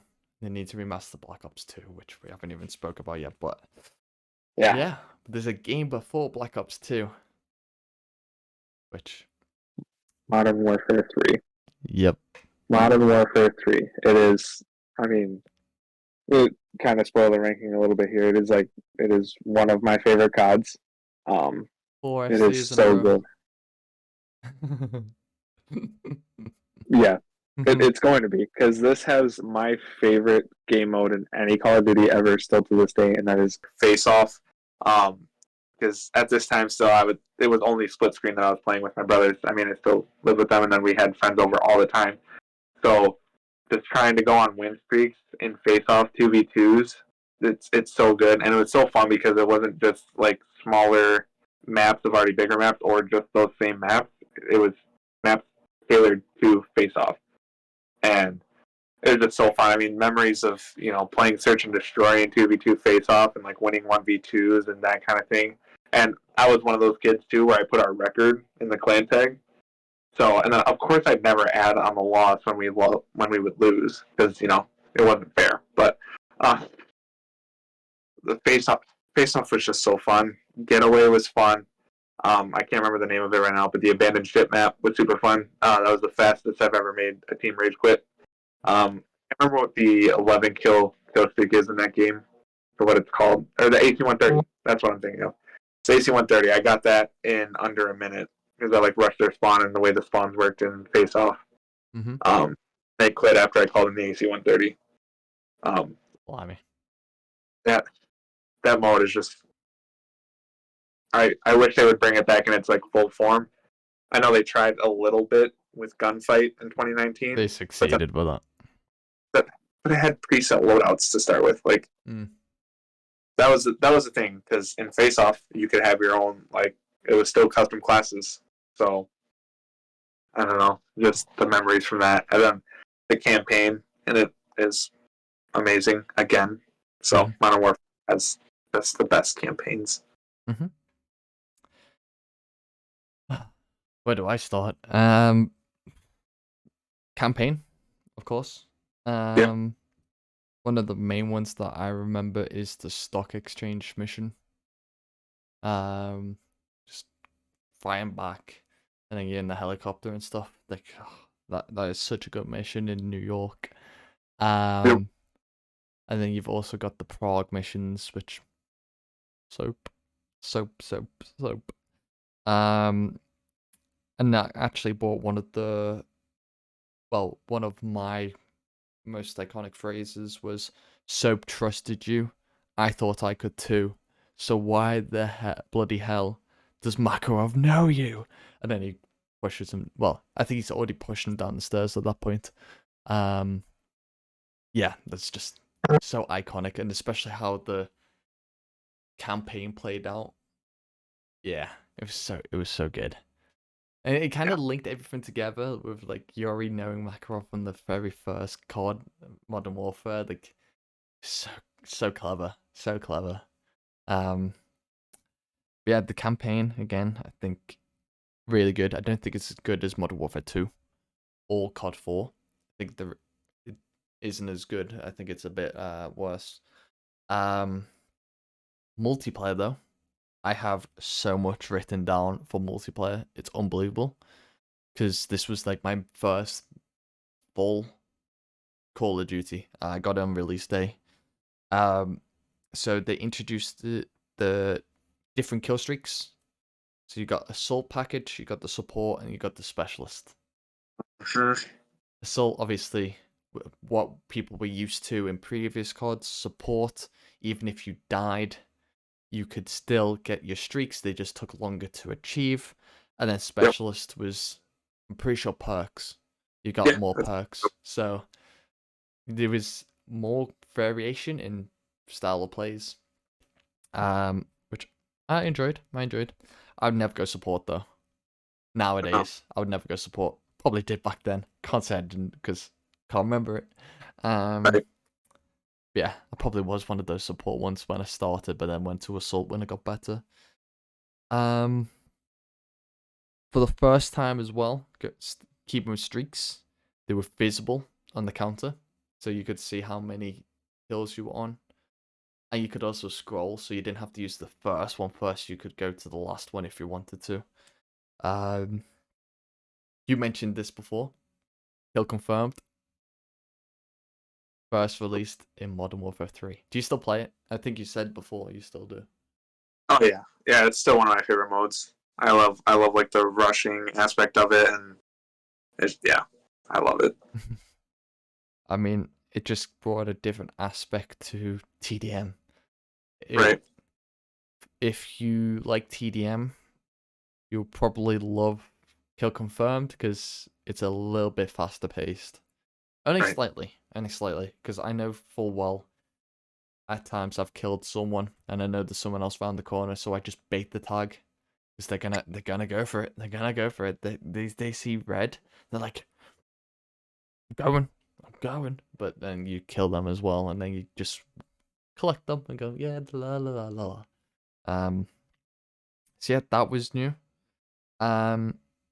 Difference again in levels. They just couldn't keep the same levels. 80 levels for a prestige is insane. I looked. You needed like 1.7 million XP to prestige in this game. The last game was 1.2. There was 500k more XP needed. Yeah. And that's not even counting the additional prestiges. So it started off at 10, then partway through the game, they increased the prestige master rate to 20 so that people could carry on grinding the game. I got to 13. I got to prestige Wow. 10, and then my cousin said he wasn't going to go past prestige 10, so I stayed with him. Then I went on holiday and he prestiged. So I was playing catch up after that. I was like, no, I wanted to, like, I probably could have got 20. Yeah. And then another thing, instead of the nuke, it was the Moab, the mother of all bombs. I never achieved one, I don't think, but I must have been close. I got really good at MW3. It was like when I started finally using my thumbs. Like, yeah. Was there anything for multiplayer that kind of made you love the game? I mean, like I said, the face-off mode was just so good, but then just with the different kill streaks, it really opened up like the different styles of play, and it just, I don't know, it felt like a more complete multiplayer experience compared to the prior years because there was so much variation in how people were playing, and it also has some very iconic guns. I mean, we talked about it earlier, the ACR. Yep. That gun in that game is absurd. It is so. It really is. MP7 I put down as well. I forgot the MP7. Holy, that's wow. And then this game too is like the first one I remember caring about the camos. Because I really enjoyed this one. It's simple, so I'm sure there was people that didn't really care for it, but it was literally just leveling up the gun, essentially, getting XP with the gun. And my God, I don't know if you ever went for gold on any of your guns, but it was like okay to get to autumn, which is like the last one before gold. But then the amount of XP it took to get from autumn to gold was absurd. I can't remember. I probably did. It was atrocious. That wasn't something I went for back then. I was just playing for fun. Yeah. So. There was another thing I wrote down. Introduction of the Prestige shop. So that was first introduced into MW3. I'm pretty sure the double XP unlock something from the beginning of the Prestige. I'm pretty sure you could do a fresh start as well. In this one. I could be very mistaken. I know that is in some of the CODs. I know it's definitely in Black Ops 2 in the next one. Yeah. Best weapon, ACR for you? Yeah. Okay. Yeah, I did really enjoy the CM901 though. That was like my niche AR that I used on Face Off a lot. I really liked the look of it, and the iron sights were super good on it. That's like the other gun that vividly sticks in my head from that game. Not the Scar? Holy shit! I mainly remember the Scar from BO2, so that's where I associate the Scar with. Because literally, was it the Scar H on this game and Scar L in Black Ops 2, or is it the other way around? I want to say it's the other way around. So I think it was the Scar H in BO2. Let me search. Scar L. But another gun that I didn't mention, but the Bison in MW3 was so good. I loved using that gun, especially on getaway. Like I think that was the only time I used the Bison. Either was on the getaway map for Face Off. I think it was my specific class for it. So We forgot about P90 on any Modern Warfare games. Yep, that's a very iconic gun. I'm kind of shocked we forgot that. I've just searched. It is the Scar L on Modern Warfare. And like it says, submachine guns P90. I can't believe I forgot about that gun. Oh my god, 50-round mags. Ooh, you do love to see it. Last thing I want to mention for this one, Clan Wars. This was the first time I was like part of them. You do like weekends, like you had to do domination, TDM, and kill confirmed. You had 1 day each. Yeah, used to absolutely dedicate my weekends to Clan Wars, trying to get into like the top 5 because only the top 5 made onto the leaderboard. And I had a clan of like all adults, and I wanted to be on the top. 1 week I was first, and I was like, can't you got beat by a 13-year-old. But yeah, it was like there was one group of people playing, and then there was our party, and the other group always thought they were the best. So like if you're in that one, yeah, you. Whereas there was us who were just playing for fun, but I was the tryhard in the group, so obviously, yeah, the tryhard in the fun group, which I didn't want to play in that group. I wanted to play in this one because my cousin was in this one, and I just enjoyed the banter. Basically, they protected me in the open lobbies. Yeah, that was MW3. What do you rank it?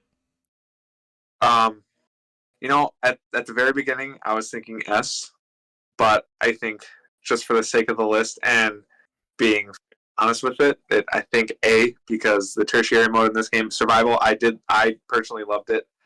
But it's not exactly great. And then the campaign has good moments, but it's definitely the worst in this like section of campaigns. Yep. So just for that, I'm gonna give it an A. Although it is one of my favorites, I will try to honestly rate it as an A. Fair enough. It also had special ops as well. So it was spec ops. But they weren't as good as Modern Warfare 2 either, so see, I want to give it an S because it was my first COD. That was incredible. I'm gonna give it. I hate this because I really want to give it an S, but if I, do it. But then the campaign wasn't as good, and the special ops wasn't as good. The only thing I found was good was the multiplayer, and again we forgot maps. So maps, Dome. What other maps was the Resistance and Terminal was on. Yeah, but Terminal isn't like. Come on, it was a DLC bonus. Let's say Terminal. I'm just trying to look at here. Arcaden was an amazing one. Arcaden, oh my god. Arcade. Hard Hat was another amazing one. Fighting in that little pipe in the center of the map. Yep. Outpost is another fun one. Mission is like in my like one of the most iconic infected maps, which we didn't even mention. Infected was in this game. Which is crazy. Sea Town was another good one. Underground, another amazing map. Sea Town was one of my favorites. Yeah, this is just another great set of maps. Honestly, I'm going to give it an A. Okay. As much as I want to give it an S. Yeah. I'm going to give it an A. Fair. It's a shame though, because like the only thing that's keeping it back, because Modern Warfare 2 for me, it's got the bad campaign and special ops, but it got a worse multiplayer in my eyes, because I didn't play it as much. Whereas MW3 has got a better multiplayer, but a worse campaign and special ops. So like, I really want to give the multiplayer an S, but like the campaign kind of drags it down. So A, as much as I want to give it an S. Say we're not just doing multiplayer; you got to consider on all fronts. Yep. So, okay, Black Ops 2. Do you want to start us off with this game? Black Ops 2, like, I don't know, it's another one where it's like it seems like a perfect Call of Duty. Zombies again took a huge step up. It just kept building and perfecting what it was starting, laying the groundwork for. Mm-hmm. This campaign had like choices in it. You could do different things in it, and this campaign is also iconic. I mean, I don't know if you've got it down to remember, but the mission where you're told to shoot the figure that has the hood draped over their head. And then you run to it like, what's going on here? What's going on? What's going on? Mason! Mason! Yeah. Yep, I hated that's that an mission. iconic moment in that campaign. And then just the multiplayer. I think the best multiplayer out of any Call of Duty ever. Um, it's so good. The maps are all good. The weapons are amazing. The sniping, especially in this game, was Ballista. huge. The ballista and the DSR 50. Yes. So the Yep. slower brother ballista. Um, just iconic. The zombies in this game. Let me go like buried. One of my personal favorite zombies maps of Mm-hmm. all time. You have Mob of the Dead, Alcatraz setting, Origins, regarded as one of the best zombies maps. You got Die Rise, a super cool idea, a more vertical zombies map. Nuketown Zombies, Transit, where you go from location to location on a bus. I mean, this game, again, like Black Ops 1, what is wrong with it? If you can point out something wrong with this game to me, I'll love to hear it. You've just named every single zombies maps apart from Town, Yeah. the best map in the game. No, don't I, give me that. Don't give me that. Town no, was the best. no. You could literally zombie train so well between the two buildings. It was the best. You're saying Town on its own is better than Mob of the Dead, Buried, Origins. I mean, in my opinion, I played Town more than any Origin. other. Origins was good. I really enjoyed Origins. Buried was probably my favorite, to be honest. I can't lie. Especially there was a mode. Was there a mode where it was like a versus mode? Yeah, that was in this game. It Love. wasn't just Buried. Do it on any map. I played mainly on Buried though. I loved it, and I was because I was good at Buried. I used to just win on Buried. Mob of the Dead as well. I never done the Easter eggs though. Never done the No, Easter eggs. I mean, kind of thought it was an Easter egg back when we did it, but learning how to put together the plane to reach Pack a Punch. I know we talked about it. I don't know if it was last week or when, but me and my brother when we were playing the split screen because it's still in the point where I was only playing split screen, Mm-hmm.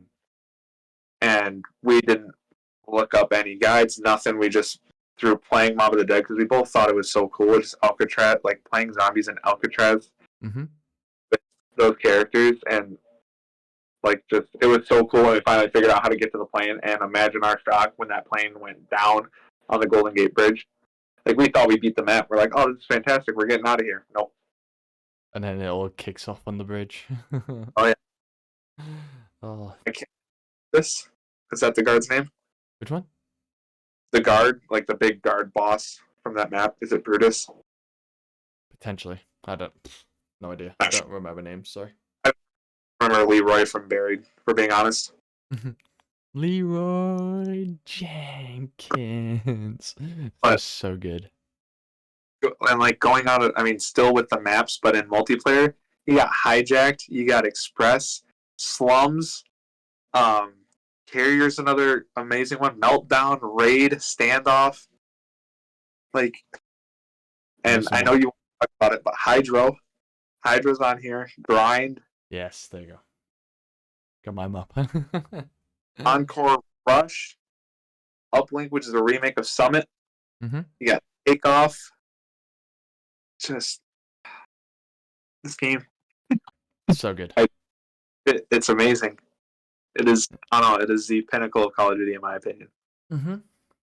So I'll start with the campaign.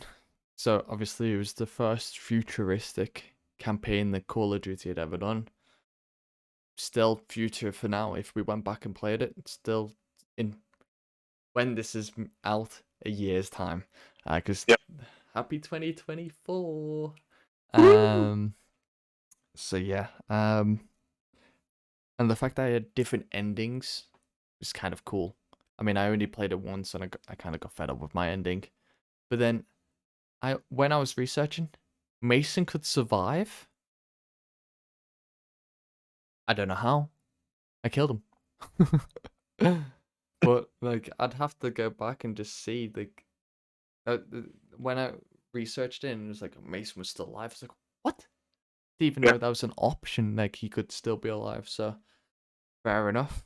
Um, but that was mainly it for the campaign. I didn't like it as much as the first. Um, I think the first Black Ops campaign was better. I think that's something that the Black Ops series is lacking, is the campaign. Yeah. Um, Definitely over Modern Warfare 1 and 2. Like even Black Ops 1 campaign wasn't as good as COD, MW, and Yeah. MW2. So that's something that they weren't good at. But multiplayer, oh my god. Um, well, where should I start? Pick 10, career class. My God, Pick 10 system. I didn't even mention it. The best creative class system we've ever had. It limited you, but everyone was even. You picked 10. Um, you had 55 levels with 10 prestiges. Pretty basic, back to the roots of COD 4. The introduction of one of my favorite game modes ever, Hardpoint. I absolutely adore Hardpoint. It's one of my favorite. I love playing objectives, so that game, perfect. Um, Introduction to score streaks. Moved away from the killing aspect that gave OBJ players more of a reason to get on the points and stuff like that. I mean, I think Yep. that worked really well with the introduction of Hardpoint. Why should I go on this point if it's just kills? So perfectly introduced. Uh, VTOL, K9 swarms, Warhog. There's so many I could go on, but having K9 unit and swarm at the same time, Jesus Christ, you did not give them a chance. Uh-huh. Nope. And this is the only game too. I'm just looking at the prestiges here. Like the only one that I've ever reached prestige master on. And it's just because of how damn good this multiplayer is. Jesus. I think I've got Prestige Master on pretty much every single card. Really. Yeah. Wow. Um, until the new ones, but we'll discuss them. Yep. Yeah, that's wild. That's wild. I always used to go for max prestige. It's my goal. Like, Wow. some people stayed at level 55 and then prestige once, whereas I tried to get to max prestige straight away. And while we're on the talk of prestige, I mean, this is separate to Call of Duty, but whenever Call of Duty was released, do you remember the Prestige Master Race? Like, there was like T-Mart and Syndicate, um, Gold Glove. They would all be in a house, all have shifts playing the new Call of Duty, trying to get to Prestige Master first. Then you've got like Doom Clan, you've got Say remember, Optic. I remember Doom Clan Mhm. vividly. I didn't know they had a lot of competition like that. So yeah, well, I mean the Prestige race, they say they were going like for first, but they were just doing it for fun. They were raising money for charity. Like Right. it was incredible. Like COD developers were in there talking to them, and honestly, it was just like the best like week of just content. Because if you weren't playing, you could watch, because they were always live, and you just see like how fast they've leveled up. Just to see like, oh yeah, okay, it's how long it takes. Right. Um, yeah, that's something they've got rid of now. Like I used to love just the race for Prestige Master. It just brought something at the start of the game, hype.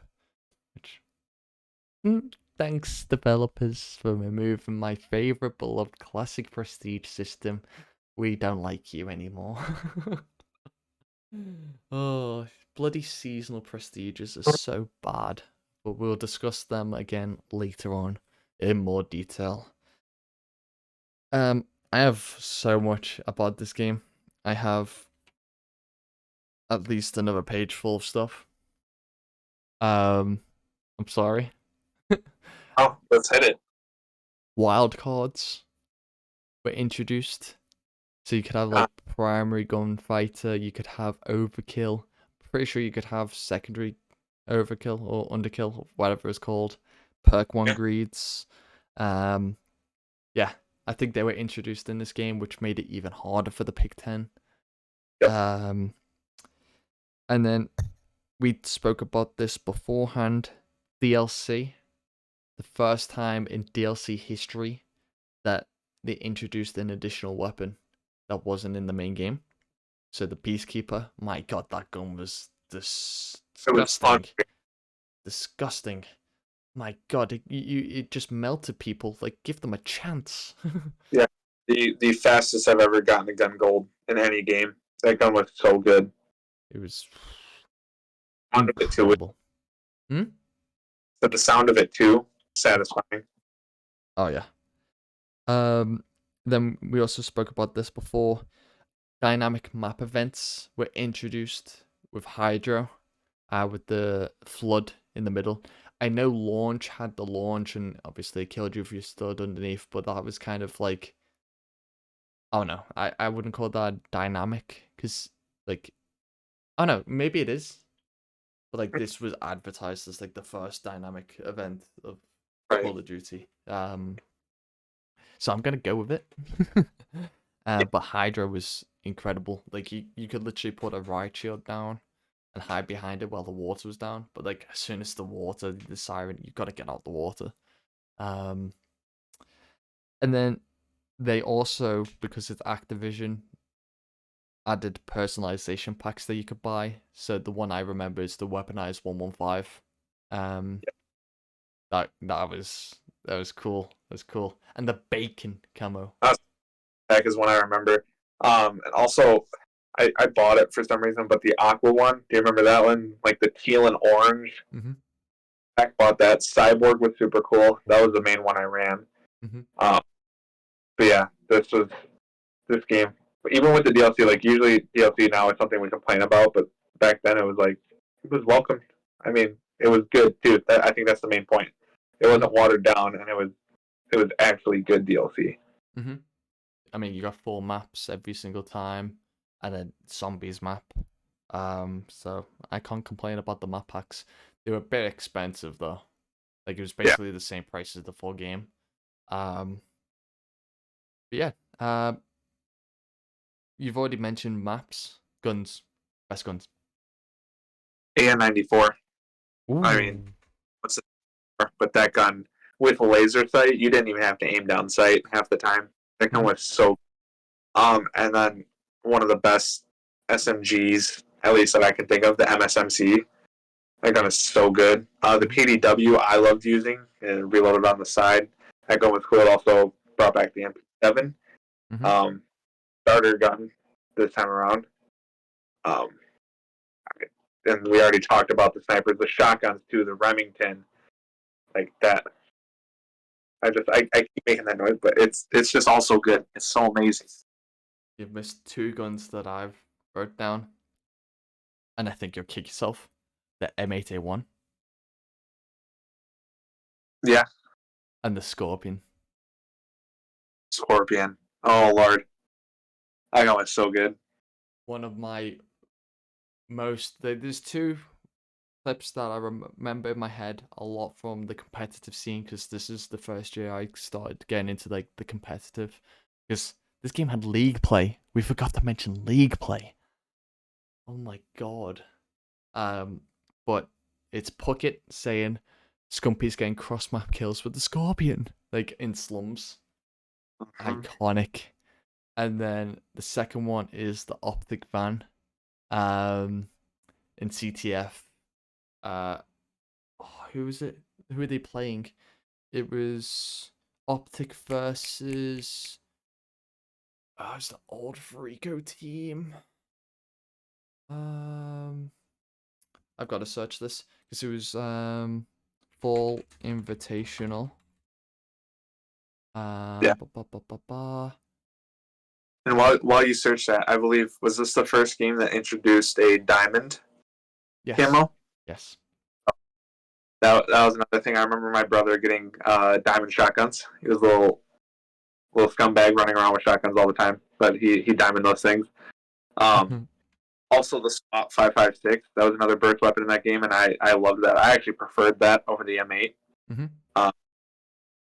But all the guns in this game, they're just so good. I need to look up a list too and just see if any. But I haven't found the team because it came up Optic versus Complexity. I think it was Unite. oh, okay. I think it was Unite Gaming. It was Parasite, Killer, Nameless. Yes.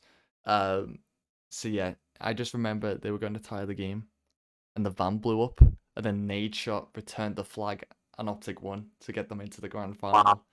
It was so iconic. Wow. Yeah, the crowd went wild. The casters went wild. It was, chills. That was my first event I watched live. And I forgot. Was Black Ops 1 the first time you could dolphin dive? Yes. Okay, I wrote it down for Black Ops 2, but I forgot. Okay, it's Black Ops 1. PhD Flopper was in that game. Mm-hmm. So That's what kind of reminded me that, okay, I missed it in Black Ops 1. But yeah, dolphin diving was back. So funny just seeing people fly out of windows. And editors would, like Vanos, if they jumped out the window, they'll have dolphin noises. dude, and Vanos in this time, Black Ops 2 Vanos, that crew, so undefeated. I remember being so excited to see a new Vanos video. Mm-hmm. While we were living back then. And I mean, kind of because of Vanos here, just looking at the gun list, the KSG, that was like his baby, but that gun is so good. It's a plug action shotgun. What And was that, the slug rounds? yeah. Oh, that was Uh like, that was a sniper, mate. huh. And then I didn't even talk about some of the other like ARs. The AR class in this game is nuts. You have the Type 25, the MTAR, which I loved. The MTAR felt so good. Obviously, the Scar H, we mentioned it earlier. The M27 is another gun that's just so amazing. You had the BB gun, the SMR. That's beside the point. And then you had like guns like the Chicom. You remember the Chicom SMG? I hated that gun. Oh my god. So bad. You had the SL. The shotguns were good too. The M1216, the 4 round chamber, fully automatic shotgun. Like Mm-hmm. Yeah, this game. the guns in like this game were incredible, and I'm just gonna start off S tier. Oh, it has to be. Yeah. It's S tier. So both Yeah. Black Opses for me are S tier. Modern Yeah. Warfare. Okay. But Moving on to a COD now, which divides people. After such an amazing game, Black Ops 2, we're introduced to Call of Duty Ghosts, which is made on the PS3, but also the first game of Call of Duty that is going on to next gen PS4, Xbox One, I think. So yeah, how did you find it? Did you like it? at the time, I loved it. Mm-hmm. Because I mean, it was a new Call of Duty, and at the time, like it just couldn't do any wrong. I didn't like care too much about certain stuff. I thought Extinction was super cool. It was like new. It was different from zombies, different from survival. Um, that was super fun. And then Ghosts. I think one of the reasons I loved it so much was at the time I was super into Eminem when I was little. So if you've seen the trailer where he has survival, yeah, that song it just plays in my head. It's like the first trailer I ever just watched on repeat, and this game it took the dynamic events that Hydro and Launch kind of did, and just did them in like pretty much every map. Mm-hmm. Um, and I don't know, like looking back on it, I don't think this COD is as bad as some people make it out to be. I mean, some people regard it as like one of the worst, but I think it's a fine Call of Duty. I think it's just in a bad spot in terms of the releases. I mean, you come out after what a lot of people see as the best Call of Duty ever in Black Ops 2. It's hard to follow up after that. Mm-hmm. I don't know. What do you think? I guess I didn't even mention the campaign. One of my personal favorites of all time. This campaign is so good. Um, but what do you think? I think people slated it just because it was a Modern Warfare. It was away from what they were comfortable with. Call of Duty Ghosts, completely different. It was in space as well. For some of the missions, I think people didn't like that.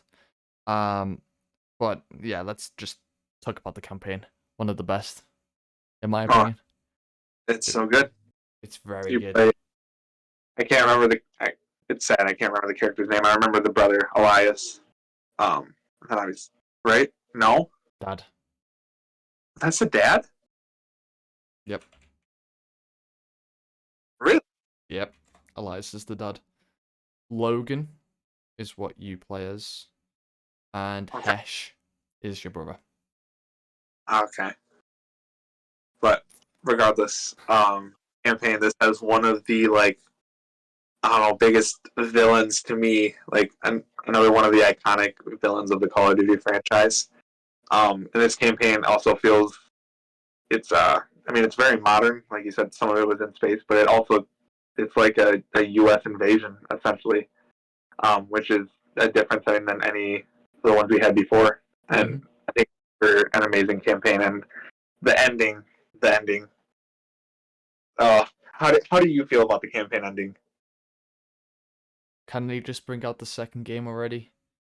I know. I just like you don't even have to call it Call of Duty Ghosts. You can call it something else. Just continue the campaign.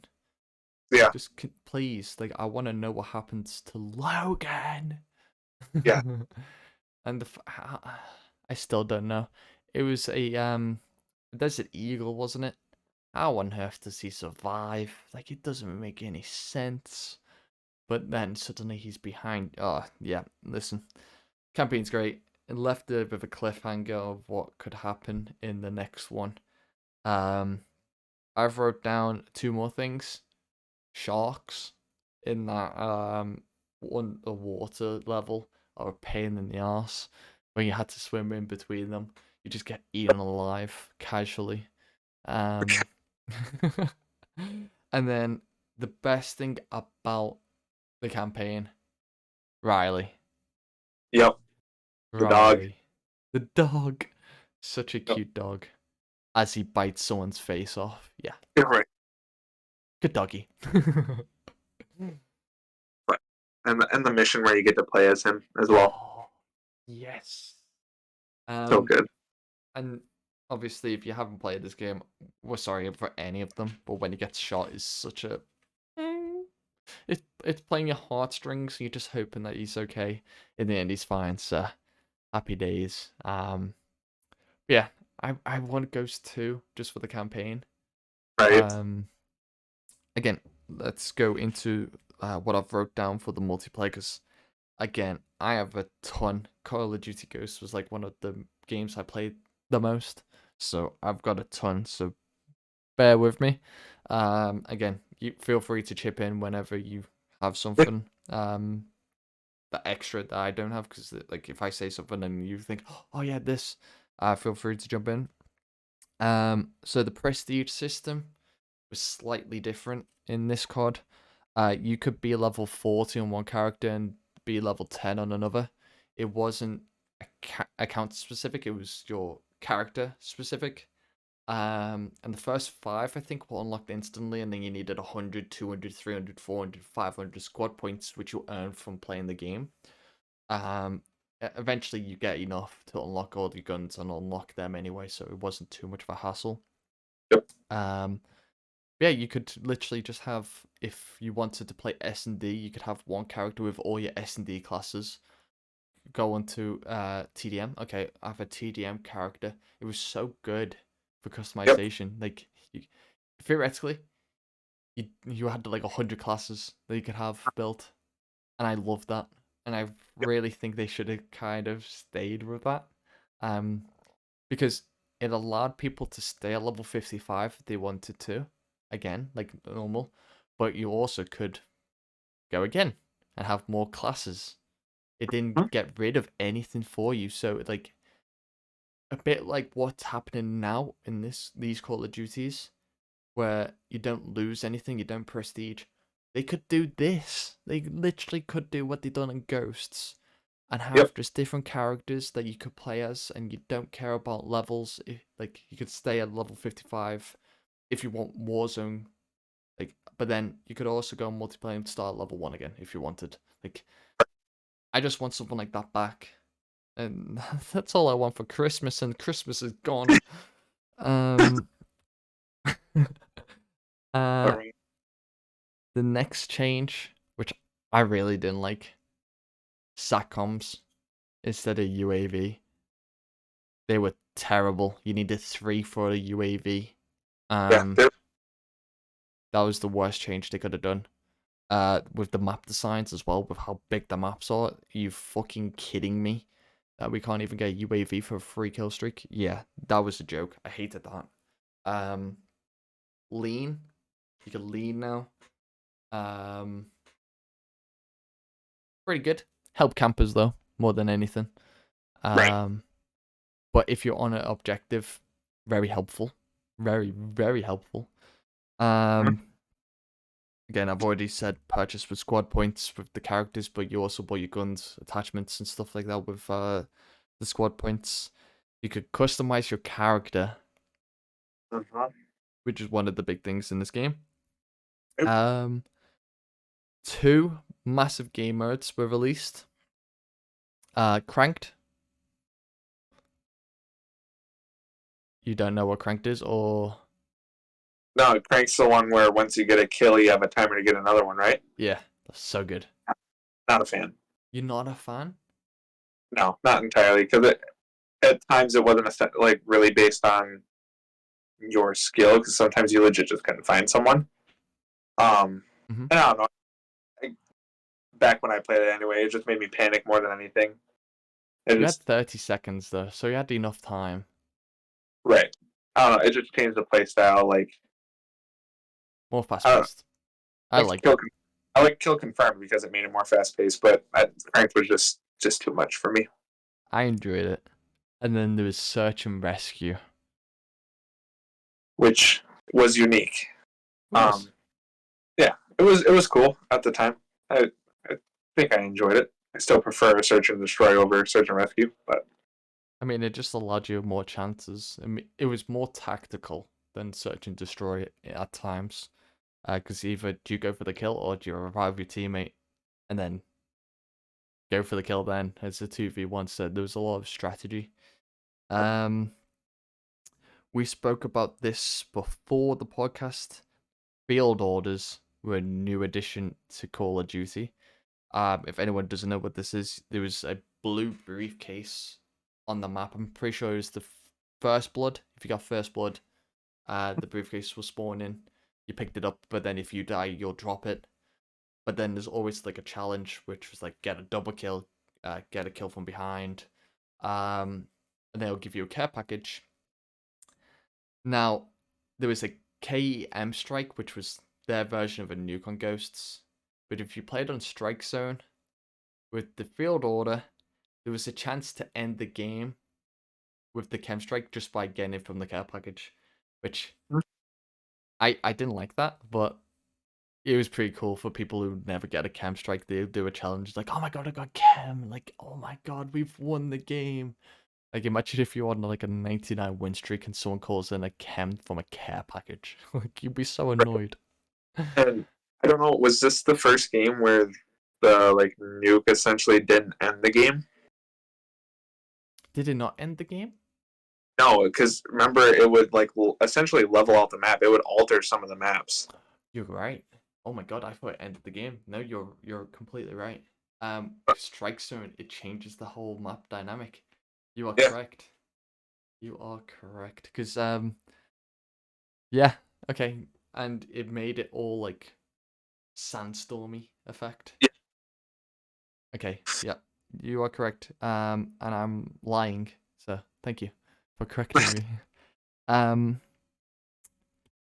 so yeah, that was one of them, and then we also mentioned with the DLC, one of the main things was fog, and you could play as Michael Myers. Mhm. Did you enjoy that? I didn't really play it too much. I more or less saw videos of like Swifter playing on it. Mm-hmm. Um, but yeah, I mean, it was like the first, I guess, like crossover essentially in the pop culture for Call of Duty. So it was still super cool when you could just when you heard that you could be Michael Myers in Call of Duty, like it mind blown. And you heard the music when he got called in, and you knew it was the enemy team, and you were just shitting yourself. Like, fuck, get away from me. And honestly, that led to my friends doing Michael Myers, like like having it as a custom game, which I loved. That was good. Um, okay, best maps and weapons. Start with that. Um, Maps, it's gotta be Strike Zone. Strike Zone is such a good map, and you got the little hot dog character on there. I mean, how could you not like it? Um, and the guns, this also brought back DLC guns. You had the Ripper, which was a AR and SMG hybrid, Mm-hmm. and had the Maverick, which was what? It was AR and was it a sniper? Sniper. Yep. Yeah. Both of those were super fun to use. I loved the Ripper. Ripper's so good. So many But people did. the maps in this game too, you got like maps like Octane, super fun. That's the one from mainly from the trailer where you can blow up the gas station. Prison Break's a good map. Sovereign is a super clean map. Mentioned Strike Zone. We forget about Stonehaven. We don't talk about Stonehaven. Warhawk is one of the better maps on this game too. Got all mine Uh, now.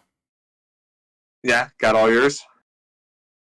Yep. What fun. Chasm was another one. Chasm was like the first map I remember playing on because you could jump into the little elevator that was suspended Mm-hmm. off to the side. Kind of reminded me of Summit. But just these maps.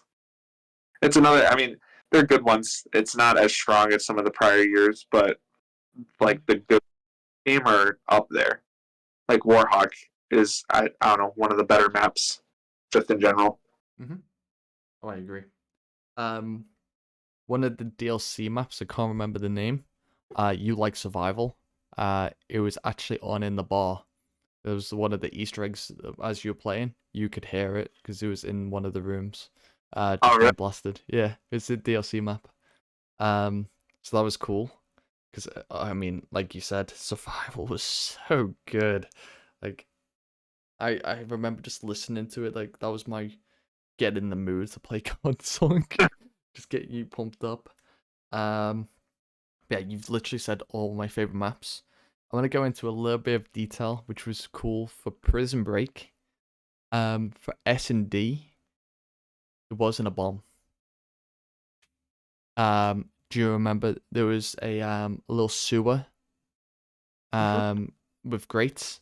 That was one of the sites because you're trying to break out of prison. And then there was another one. I think the other one might have been a bomb. But that one wasn't. That one actually wasn't a bomb site. Well, it was a bomb site, but like it didn't have the usual bomb that you placed it. So that was cool. I really liked that. Yeah. Best weapons, Remington, of course. Can't not choose the Remington.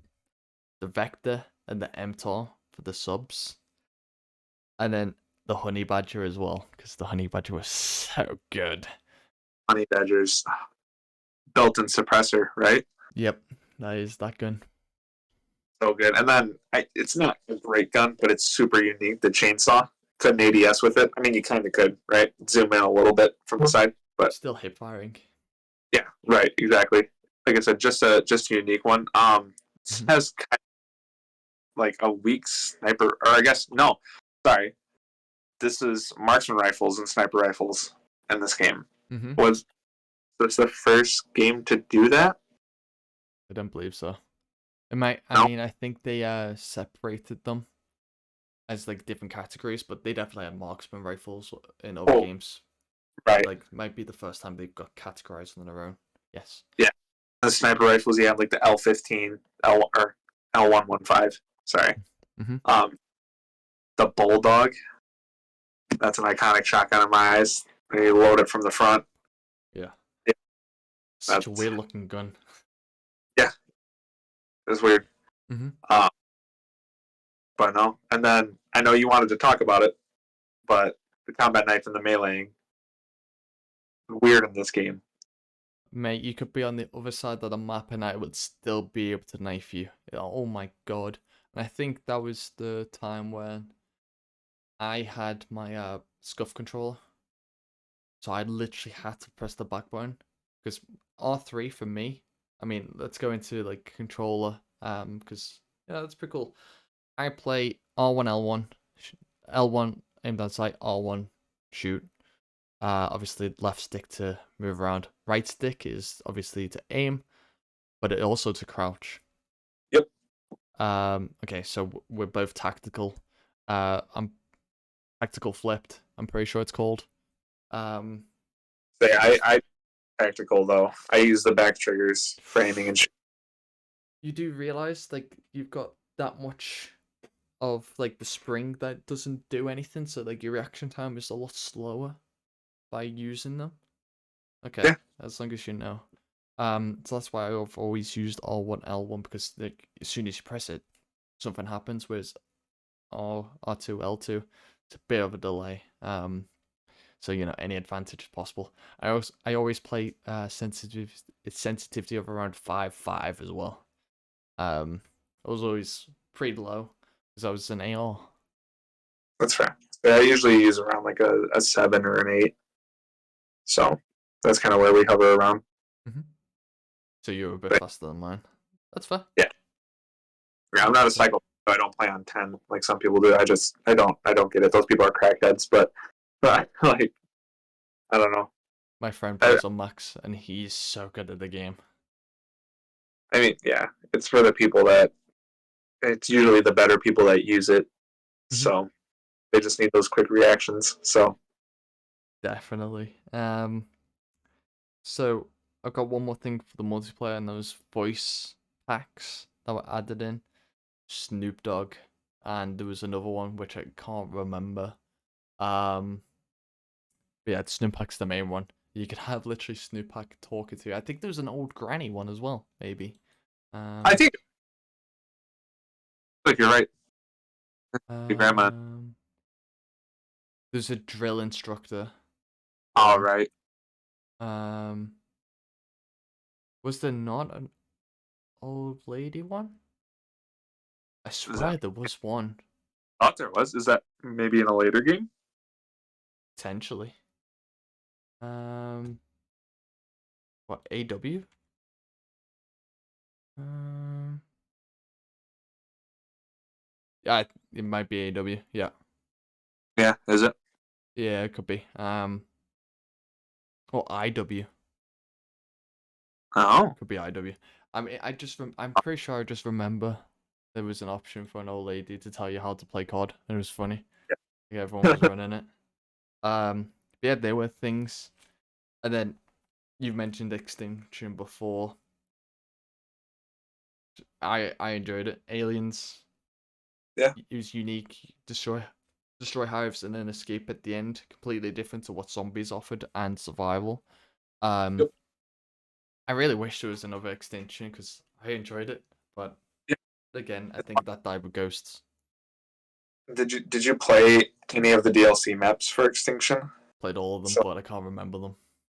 yeah, say I think it's Nightfall is the first one that came out where you have to face the breeder.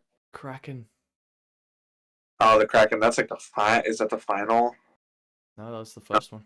Nightfall is the first map, Oh, of it. and then the second one's the Kraken on the ship, and then yeah, going on from there. The first DLC map is the Kraken one. Yeah. Um, Extinction map. That Because I was doing them in order, and I did the snow one second. I feel like the snow one is the second map out of all of them. It's the first DLC. You could be correct here. Because that's the one where in the intro, the guy comes up to the gate and he gets plucked from above. That's when you see the breeder. Point of Contact is the first one, then Nightfall, which is, yeah, you're right, is Mayday. Yeah, Mayday is the one I'm thinking of. Okay, yeah, you're correct. So, yeah, that's one. I still want to do that. I never was super into Easter eggs, and I want to go back and kind of do all of the possible ones. I know it's not essentially an Easter egg, but beating the map. Mm-hmm. Beat Point of Contact, and then I've came really close on Nightfall, but Nightfall is rather hard. Oh. It is. I mean, I've escaped on Nightfall, I've escaped on Mayday, and I've escaped on the third one as well. I didn't escape on the last one. Yeah. Exodus. Yeah. Awakening was really fun though. You're in like oh no, it feels like a different world. But yeah, that was Extinction. I really liked it. I wish she was back, because especially Point of Contact. Put the bomb down, you've got to leg it. Like, that's so cool. And the rhinos and scorpions, just the difficulty of it was so good. Yeah. And then you also have prestigious and relics, so like, yeah, you made it harder for yourself if you wanted to. And they're the only 2 trophies I need for Cog Ghosts, so I need to download that game and just complete it. Complete it. Okay, that is Cog Ghost rating time. I think I'm going to give it a C. The campaign is very good. The multiplayer is pretty average, and then Extinction, I feel like in terms of all the other tertiary modes around it, is pretty average. Mm-hmm. It's fun, but yeah, I think it's just kind of an average Call of Duty. I don't think it's bad like people say, but it's. I'm not going to try to say it's special. So I think C is fair. What about you? I'm going to give it a B. Okay. I do really like it. I don't think it deserved the hate. Yeah, I think it deserves a B. I don't think it deserves a C just yet. Oh no, I just enjoyed the campaign. I enjoyed the multiplayer, and I enjoyed Extinction. But like, compare it to the other ones, it's got to be a B. Like, because it's not as good as Modern Warfare's.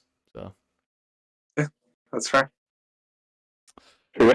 Okay, perfect. Now, Ace, on to the game section. Are you ready? After I destroyed you last week with just the third guess, I got it right. I'm so worried about this. So, should we break down the scoring for anyone who didn't watch last week's episode, or just to refresh? So from next week, I'll just have like I'll do a recording of just like my own voice explaining it, and I'll just add it every single week. Just so it's easier. But maybe let's do it from this. Let me clip it. So the scoring is simple. If you guess it on the first clue, you will receive 5 points. If you get it on the second clue, you'll get 4 points. This is all because of how difficult the clues are. Again, if you mess up and give a really easy clue with the second one, and the third one's harder, that's your mistake. You're giving your opponents more points. So you got to be tactical with it. And at the end of the year, we will tally up all the points. I mean, they'll be tallied up throughout. So you'll see how many points we're on. And yeah, we'll see who is the gamer out of the 2 of us. So, this week, are you ready? I am. If you get it from the first one, I'll be very impressed. This is impossible. Okay. This character was inspired by Josh Brolin's portrayal of Llewellyn Moss in No Country for Old Men.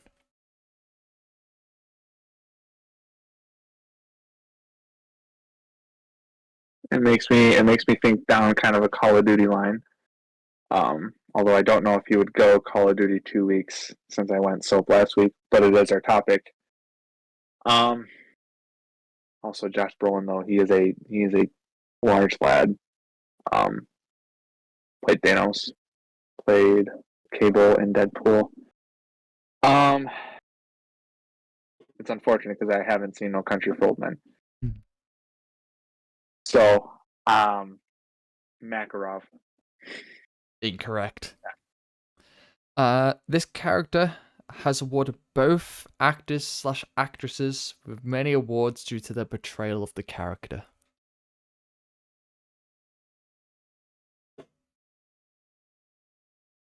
Wow. So both actors and actresses have voiced this character? I kind of threw you off because if I said actors, you think it's male. I didn't want to give you whether it was male or female. Oh, okay. So basically, I'm just gonna say actor, but it's got both. Like it's two Right. different, but like the same. Well, I So the assume people same who have gender. voiced this character have won awards Yes. for their portrayal of this character. Okay. Mm-hmm. Um,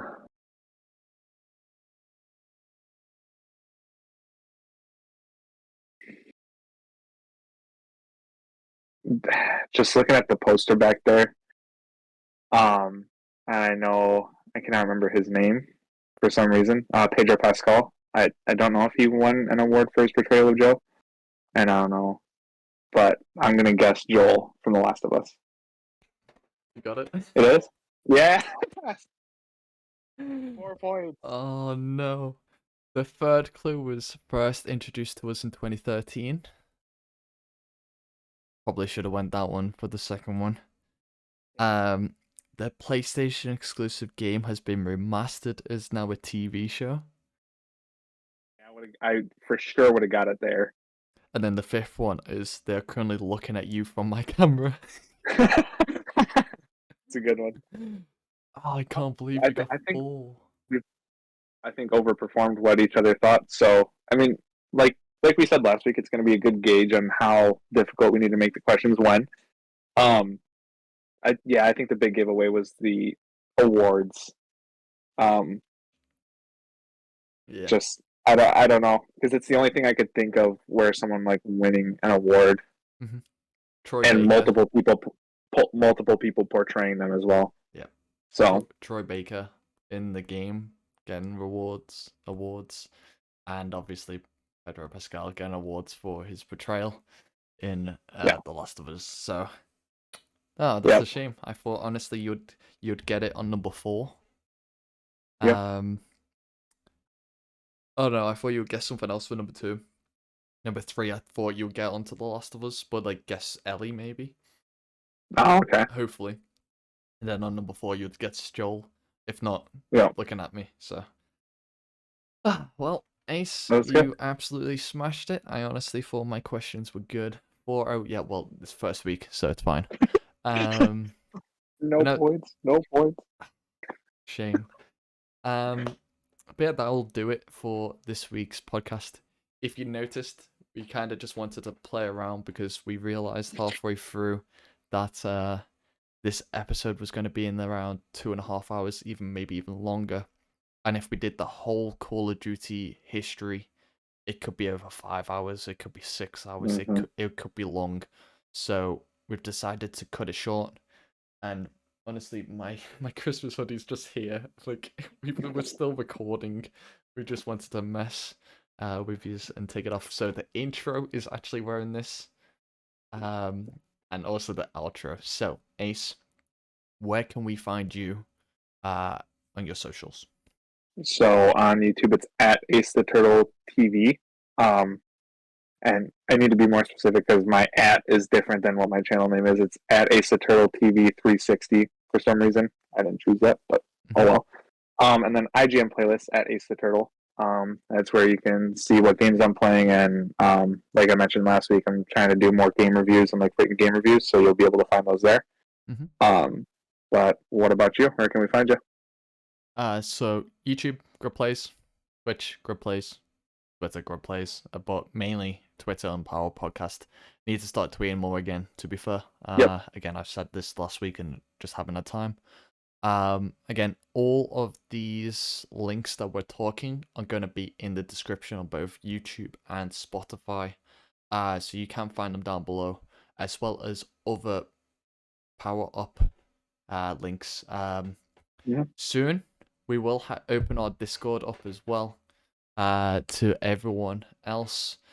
So there's already early access who will keep their early access, plus special add-ons, which like the bloopers and other things, and we'll discuss how you will get access to them if you want access to them.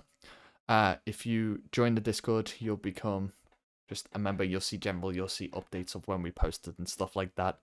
So yeah, that is it for part 1 now of the Call of Duty podcast. I mean, many times throughout the podcast we've probably said we will speak about this later on. This was before we realized how long this was going to take us, so we apologize for misleading, but I think it's best for our health that we don't have a 5-hour podcast, because it's currently 3:30 in the morning for me. Yeah, well, and it's just not as digestible for the consumer as well. Like you guys listening on Spotify or YouTube, I mean, it is a dooming task looking at a 5-hour video or 5-hour podcast. Like it could turn people away. So we want our stuff to be easily listenable. So and even this length is a bit too much probably, but like we don't want to split it into 3, so we'll have 2 really long podcasts, and then we'll probably go back down to like the 1.5-hour mark, which we kind of want. 1.5 between 2 hours. So yeah. Again, thank you all for watching. If you are on YouTube, please sub, like. If you are on Spotify on the mobile, please rate the podcast out of 5. 5, please, if you can. And then yeah, we'll see you in the next part where we talk about Advanced Warfare 2, Modern Warfare 3. Goodbye. Bye. Just to reiterate our rankings at the moment, Ace has currently got 4 in S tier, World of War, Modern Warfare 2, and both Black Opses. And then in A tier, Ace has got Modern Warfare 3, and then in C tier, they have Call of Duty Ghosts. And then for myself, I have just 2 in S tier with both Black Ops 1 and 2. In A tier, I have all Modern Warfare, so Modern Warfare 1, 2, and 3. And then in B tier, I have Call of Duty Ghosts. And again, I appreciate everyone tuning in, and see you for next week for more Call of Duty podcast.